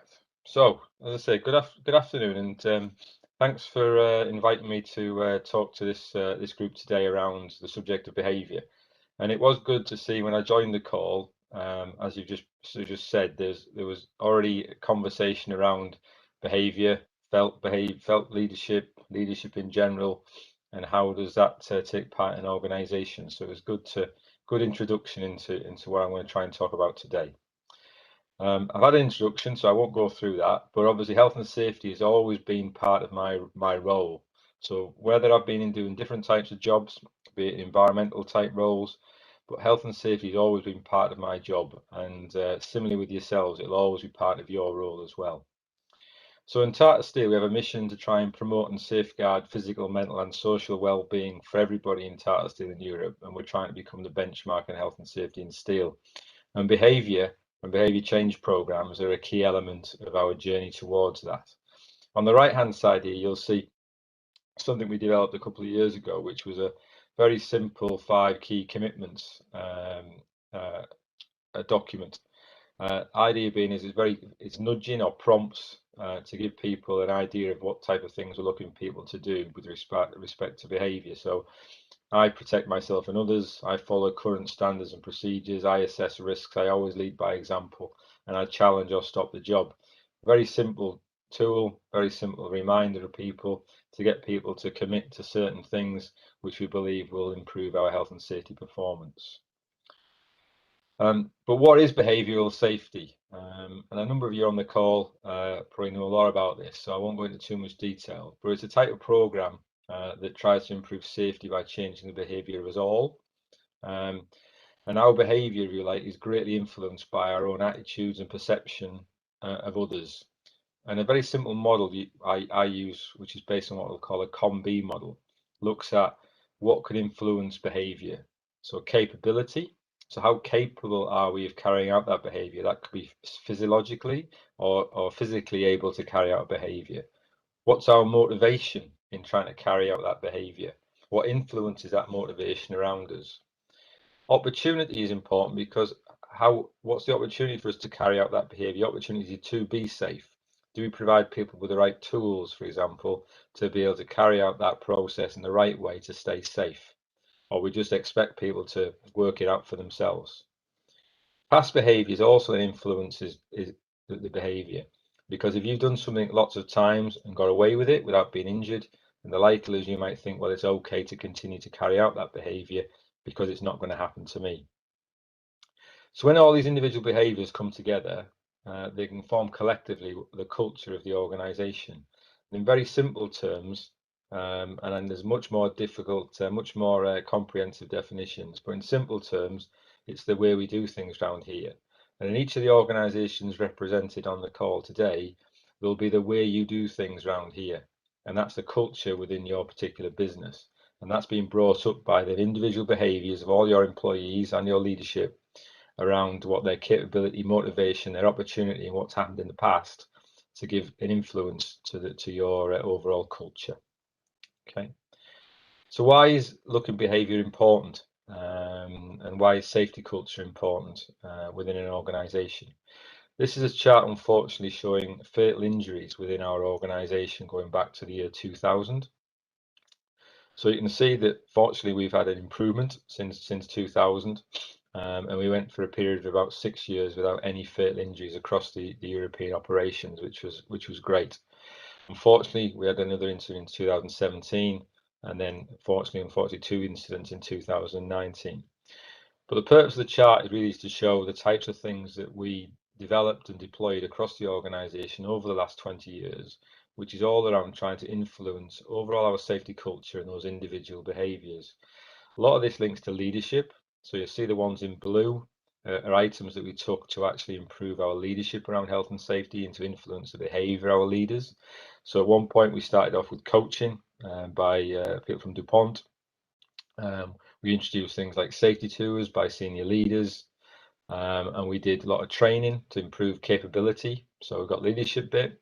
We then got the ones in grey is around competence and capability. We looked to the model, so various training that we did for all our senior leaders and other people within the organisation, and we put systems in place. So the structure behind that, so the opportunity to be safe, if you like, of putting in things like audits, management systems, codes of practice, and all these things together had an influence on overall safety culture and improved our performance overall. Okay. So that's the reason why it's important. But how do we measure it? So in the earlier conversation, people asked about how do you measure some things. So how do we measure culture? How do we measure the effectiveness of behavioural change? From a culture perspective, then we developed a culture tool based on the Bradley curve, which again was mentioned earlier. So the Bradley curve obviously is a way of measuring progression through time and the improvement in a safety culture as an organisation gets more mature. So we talked initially about being reactive. So employees are reactive to health and safety, so they do it from a survival perspective. Yeah. They then become dependent. So basically we're following the rules. So we put rules in place. Those rules are enforced. So people want to ensure that they follow those rules because they may not want to lose their job. So they become very dependent. Okay, so that's the motivation for that person to carry out that behaviour. Ideally, you want people to move into the independent phase. So people, therefore, are looking after their own selves, their own health and safety, because they value it and they want to make sure that they go home safe. So their motivation is now changing to become more independent, to look after themselves. And if we're really successful, we get into the interdependent phase, where there's a high degree of trust in the organisation. People not only want to keep themselves safe, but they want to make sure their colleagues are safe. So it comes the brothers keeper concept. Yeah, so it's much more holistic, and people are worried about what we do as a whole. And hopefully, through progression from time, we move an organisation towards that interdependent phase. So we put in place a culture tool. So a very simple tool where we had a questionnaire. We get people in a room. Well, initially, sorry, we send it out to a number of people, so we get a good cross representation of people. We then get some of those people in the room to do a sense check on the results, and we fill the sheet in, and it gives various questions and these examples of some of them here around communication, near miss reporting, line management responsibility. At the end of the questionnaire, you get a score, and the score then goes on to the Bradley curves you've got here. And depending where the score is, it then links then to some tools for improvement. So an organisation can look at the toolbox and say, well, we're still in the independent phase. What do we need to do to get interdependent? There's some ideas in the toolbox, and this is where we can use those ideas to actually progress. So we do that as a whole for the organisation, but also each unit does it themselves, because on different parts of the organisation across Europe, there is different culture. And therefore you can't always put it all together. So it's important that we do it on a site level, and the site level fills that in. They identify some of the improvements, and then they go from next year to see whether they can move themselves further down that Bradley curve. Okay, so in the toolbox then we've got some behavioural programs. So behavioural programs that we've run, so there's been some very broad programs where we're trying to influence the behaviour of individuals across the organisation as a whole, or on a site as a whole. So some of the types of programs we've run in the past, something called Time Out for Safety. So these have been programs that we've run on a repetitive basis depending on events. So the very first one we did was led by the chief executive, It was a program which was a 2-hour workshop for every employee across the organization. And the main thrust of it was about selling a compelling story about why we needed to change and why we needed to improve our safety performance. So lots of scene setting with regard to previous incidents, trying to give people a reason of why we should change and how it can impact on them and how we make safety personal to them so that they go home safely and they recognize that. So we've repeated that a few times in different parts of the organization after maybe a serious incident to try and raise the profile of why this is important. And a lot of it is about a compelling story. It's about a compelling story, and then about giving people some maybe extra capability about how to carry out a certain task.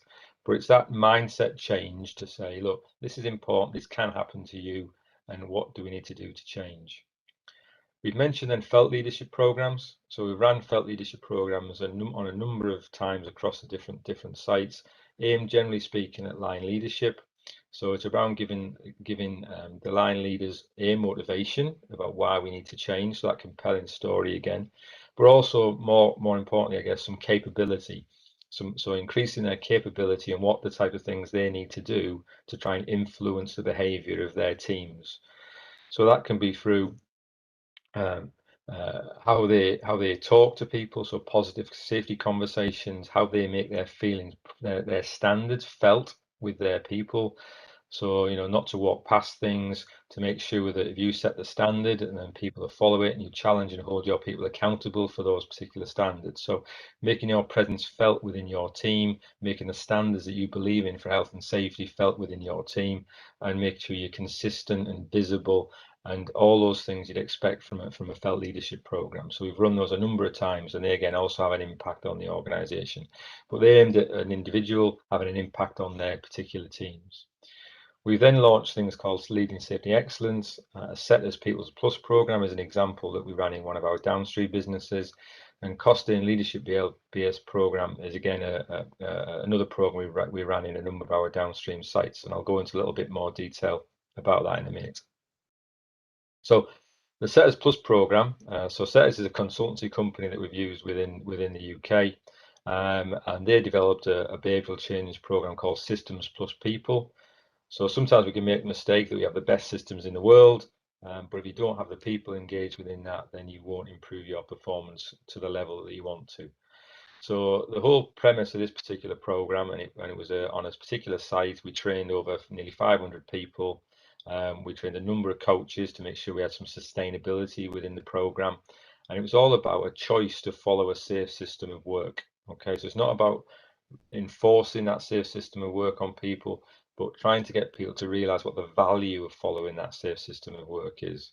You know, to choice to deviate from a safe system, a choice to intervene when noting an unsafe act. So trying to get people to value the importance of why we're doing certain things, so they realize that it's important for them to follow it. And it links obviously to the Bradley curve, initially about independence, but moving then to interdependence, about intervening when you see unsafe acts and wanting them willing to intervene. So it's that choice. So getting people to value why their behavior is important, and a choice to follow things. Okay, and we, as I say, we as part of the program, well as everybody got trained, there's a number of supervisors trained and a number of coaches. So coaches were employed so that they would go around and support people in this change program, so that they could have these positive safety conversations with them. They can see what they're doing and give them some advice and some increasing their capability to be able to influence people as part of that program. Okay. Costain is another company within the UK that we partnered with, and really the focus is around leadership, and the idea being, again, it's really about choice. Again, it's about getting people to value why we do things, but coming from an angle of positive aspects. So creating the presence of safety within the workplace, getting leaders to view, you know, what is it we're actually doing, and not to focus on the negative aspects all the time. It's quite easy, and we fall into the trap of putting up lagging indicators all the time. But that's happened, and so some of these programs are, well, what is it we're actually doing in the workplace to actually improve our safety performance? How do we reinforce that behavior that we want to see? And we can do that in a positive way with positive reinforcement, And that all links again to the motivation of why people want to follow those sort of behaviors. And, you know, as a strapline says on the slide, it's about getting people to do the right thing because they want to, not because they have to. And so there's a very similarity between the setters program and the Costain program to some degree, but we're just trying different types of programs and seeing which one actually works best within the organization. The last one then, this was aimed at a level of senior managers within the organization. So this was a 3-day program, very interactive. It actually included, for example, real life testimony from our employees. So managers could see what employees actually thought of our safety performance and the things that they had to expose. So it's a bit like holding the mirror up to yourself to say, actually, we think we're all right, but our employees are telling us this and this and this. And so the idea was we were trying to move from safety management to safety leadership. So again, it's all about role modeling, make sure they're prioritizing relentless in prioritizing health and safety. It's about training and coaching. It's about demonstrating care. It's about demonstrating positivity. So again, it's a very comprehensive program. The managers got a coach, so a senior leader within Tata Steel was a coach for the person on the course, and they had to go to them to discuss a program, a project that they were doing. And so the idea being is they had a mentor, this coach, they would go along and then do a change program in the workplace based on the course that they'd done. And again, it was all about trying to give them more capability, more motivation in order to influence behaviors when they go back to the workplace. Okay. We trained, I think, somewhere in the region so far about 700 of our senior leaders through this particular program.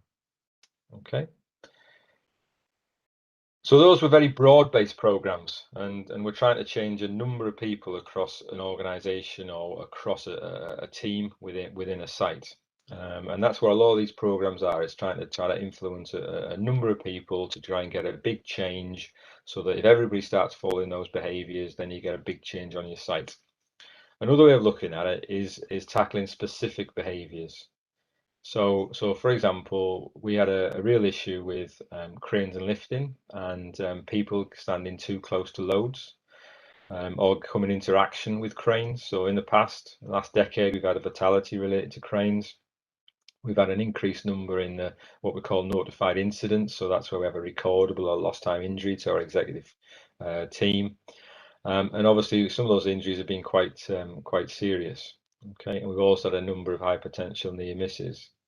And in a lot of the instant investigation reports, one of the immediate causes was stated as unsafe practices, and the specific behaviour that we highlighted was operators standing too close to load. So I don't know how familiar you are with that in your organisations, but where people feel it's necessary to put the hand on the thing that they're lifting because they think they can turn it, and that people think they're able to do that. And we've used this model again, which is applied from the COM-B model, where you look at that and say, why would they do that? Why would you put your hand on a 10-ton coil where you could trap your fingers between the rope and the coil, and as it lifts, you would amputate your fingers? Why would you do that? So as we look at the model, we've got capability. So are they physically able to carry out the behavior we want, which is to stand clear of the load? What's their motivation? So why would they actually stand close to it? Why would they put their hand on the load? Opportunity. Do they have opportunity to stand clear?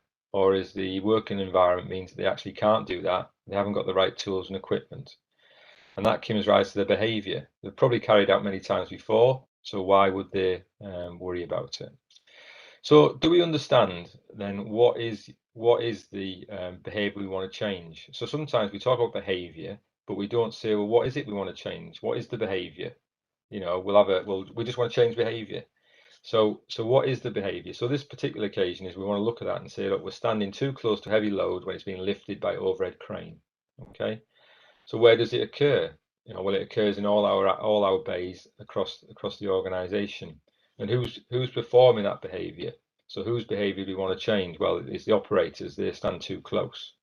Now, it would also maybe include the leaders and the supervisors within that, because they're not carrying out that behavior, but they're influencing it. So what we did was we had a workshop. So we had a workshop with employees and contract employees to carry out, to understand why they'd carry out that behavior. How could we explain it? how could we then influence this to get the behavior that we want? Okay. So the outcome of the workshop, we looked at interpersonal, and environment. And you can see on this chart, I won't read them all out, but these were some of the things that came out of the workshop. So, you know, focus on tasks. So people were focusing very much on the task, and they had a lack of knowledge of what they should do instead. It was easier to put your hand on the load rather than get a tool to be able to turn it. From an interpersonal perspective, sometimes there's no supervision, no positive reinforcement. It was common practice. Everybody did it. So why would I do any differently?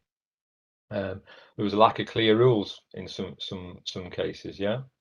And from an environment point of view, well, the workplace design meant that you couldn't stand in a safe place. It might be the equipment design wasn't appropriate, or the job design. So what we did was we then try and take those and reflect them in the model. So if you look at the model, so from a capability point of view, well, previous experience is important, competency. They don't see the risk, or they don't perceive that they're going to actually get themselves injured. There's a lack of knowledge, perception, home life. So you don't forget the fact that people come to work and they don't always leave their problems behind. And there's some pressure from home, which means they may not be fully concentrated. Maybe they don't care. There's no positive reinforcement from a motivation perspective. Peer pressure, everybody does it like this. So why should I then stand clear and be in a safe distance if none of my colleagues do? And all I will do is get pressure for doing the job differently. Maybe the culture in the workplace and the shift pattern. There's no supervision. It might be the weather's not very good, so I want to get the job done very, very quickly to get back into my safe location. Lack of clear rules, so there's no opportunity to be safe. The workplace design, physical layout doesn't allow me to be safe. Equipment's not appropriate. Okay, so we took that and said, okay, so how is it we can influence some of those things on that around these particular areas? And using the COM-B model, you can then develop an action plan. So it's a 6-step process. And so first step, a bit like all the other behavioral change programs, is mindset change. So what can we do to change the operator's mindset to influence them that accidents can happen, what the consequences are, and what it would mean for their real life impact on them and their families? Okay, so unfortunately we've got lots of examples of where that's occurred, so we can demonstrate that. So you need credible people. Other previous drivers may be involved in incidents to have a conversation, have a video to demonstrate, you know, that they were like them one day and until that day came and then they lost all their fingers, for example. So you need a mindset change. How do you do that? Okay, so that's what we did. Improve capability. So we need to make sure they've got some standards and rules around lifting and signage around lifting to remind people as nudges and cues to make sure that it's clear what's required. So to influence that, we developed a clear standard and code of practice around cranes and lifting, which enables clear challenge to influence capability and motivation, because you've got something you can actually review against. Okay. Next stage then is about training instruction. So you've now developed a procedure, but then you need to be able to demonstrate that behavior. So you need some clear examples of people to actually get everybody on the same page. So you need some formal training on those rules and what's expected. So that's a rule for leaders and supervisors. And all those really come together to try and make sure that people improve their capability. Okay. Step 4 then was about improving the workplace. So in some of the workplaces, you may not be able to follow the procedure, the controls, stand in a safe location, and you might not have the right tools for the job. So in some places, you need to look to change locations to allow operators to comply with the rules so they're able to keep safe. Provide no-touch tools, for example. So there's a lot of work gone on to provide no-touch tools. So these are long poles with magnets on the end sometimes, or with grabs, so people can stand in a safe place to be able to turn the coil or the product so they're not having to touch the actual load. Okay. Step 5 then, monitoring and feedback. So we need to have some positive reinforcement of that behavior that when we see it. So positive safety conversations. So from a motivation point of view, if I walk past people who I see carrying out the right behavior, I have a positive safety conversation and say, well done for following the procedure, keeping safe. It's great to see. Okay. And through positive safety reinforcement, hopefully people will continue to follow that process. Conversely, if people aren't, then that conversation could obviously also be a way of reinforcing the right behaviour that you expect to see from people within the workplace. Similarly with SMAT tours, so I mentioned before that we'd introduced senior management audit tours across the organisation.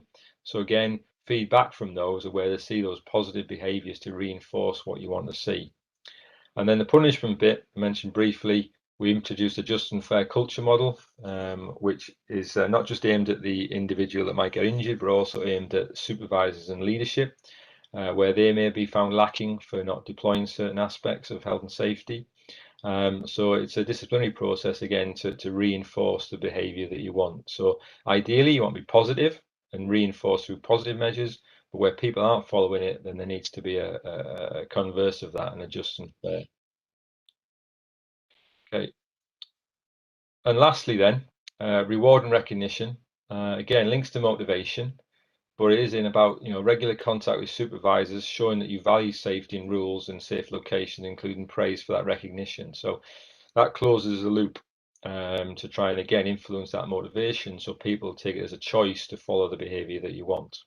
Okay, so we haven't deployed this everywhere yet, but we're monitoring it closely. This is just a chart just to show the last 3 years. We introduced the code of practice around here on the timeline, and you can see we still got a number of recordable incidents, but the number of lost time injuries is reduced, and we've halved the number of high potential near misses from the event. But it's early days yet to change behaviour, but I think we're on the right track using this particular type of methodology. So to summarise then, change is possible. I think if we go through the pandemic in both our countries, COVID-19 has drastically impacted the way that we work. And it was very quickly that we developed new processes, new procedures to keep ourselves and our colleagues safe and healthy, from standing distance apart, having workshops which again meetings where people are not close together. We did introduce visors, tools, all these types of things, and it was all done very quickly. So you can change people's behaviour, but you need to have that motivation, give them the capability and the opportunity to carry out the behaviour that you want. So the broad behavioural programs that I went through early on can be effective and need to be regularly reinforced. So you can't just do it once; you need to do it on a regular basis. But they can work, but they require everybody to be engaged, and it requires to be led from the top with leadership, which is very visible and passionate about what you're trying to achieve. You need to understand the behaviour you want to change as well. So if you embark on this particular program, or these different types of programs, you do really need to understand what is the behaviour you want to change. Do you understand where it occurs, why it occurs, who's involved, to really target that specific behaviour change that you want to achieve in the organisation. Using these approaches can systematically challenge and improve the key areas, and obviously influence the behaviour you desire. And ultimately, the outcome of all of this is that you want to reduce the number of events that you're having, reduce the number of serious injuries, and certainly reduce the number of fatalities within the organisation. And with following this type of approach, that is achievable, but you need to be systematic, you need to be passionate about what you want to try and do, and it needs to be led by people who believe in what you're trying to achieve. Okay.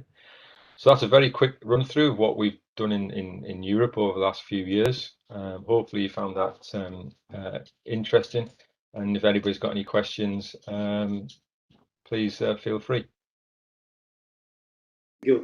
Thank you, Ian. That was very, very detailed and thorough. And I had what I understood from your presentation is that first we need to understand the importance of behavior. And many a time we take behavior as an abstract subject, but you have given a process to it, and that's very important to manage through a proper process and evaluation. So that's a very important take. And I would really like the quote when you said getting people to do the right thing because they want to, not because they have to. Actually, we often miss this very fundamental thing. People want to do the right thing, and that's where leadership need to understand, and that's what one need to drive. I have a small question.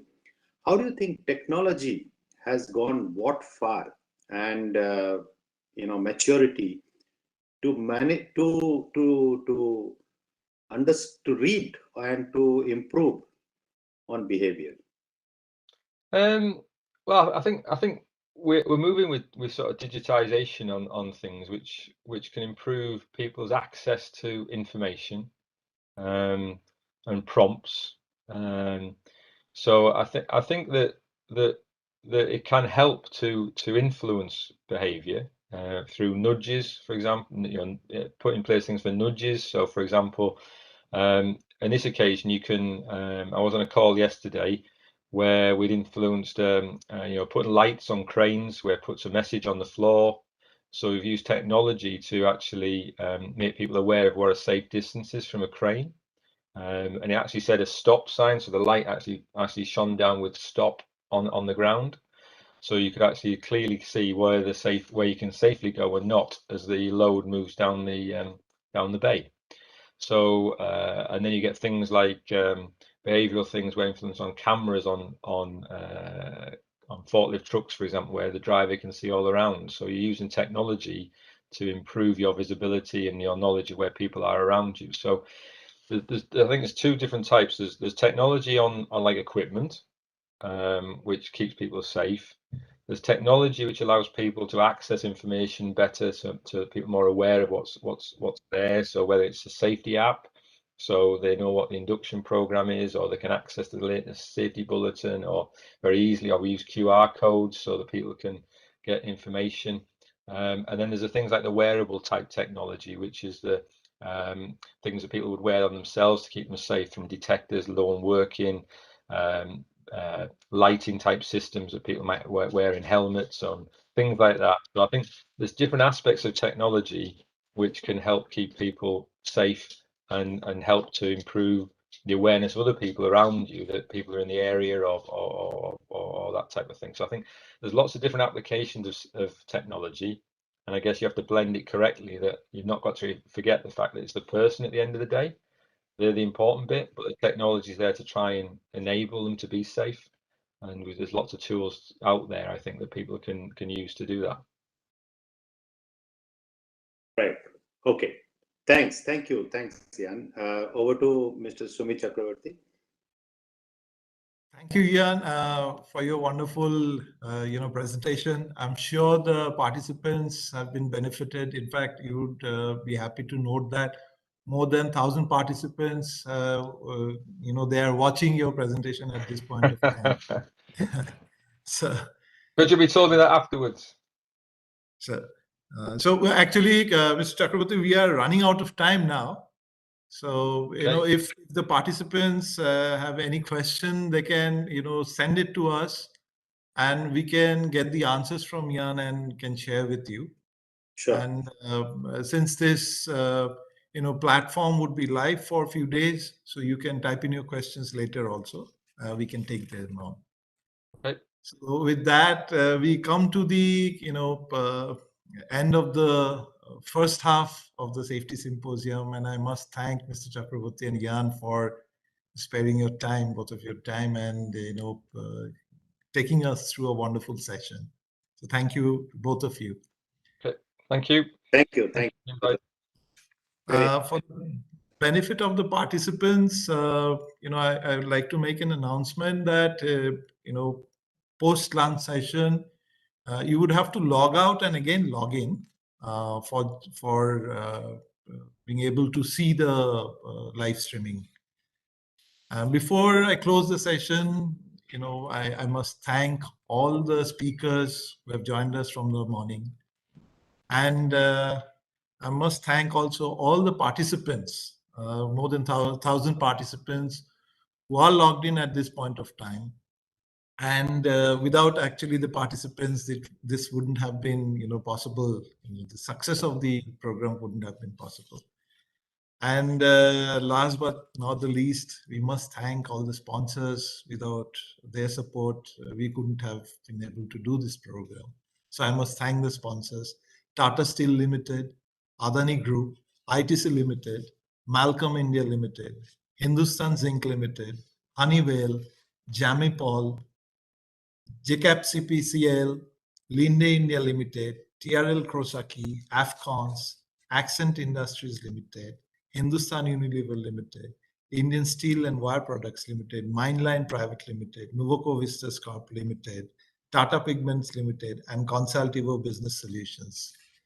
And thank you, Mr. Chakraborty, also to extend your support for organizing this program and personally being here for such a long period with us.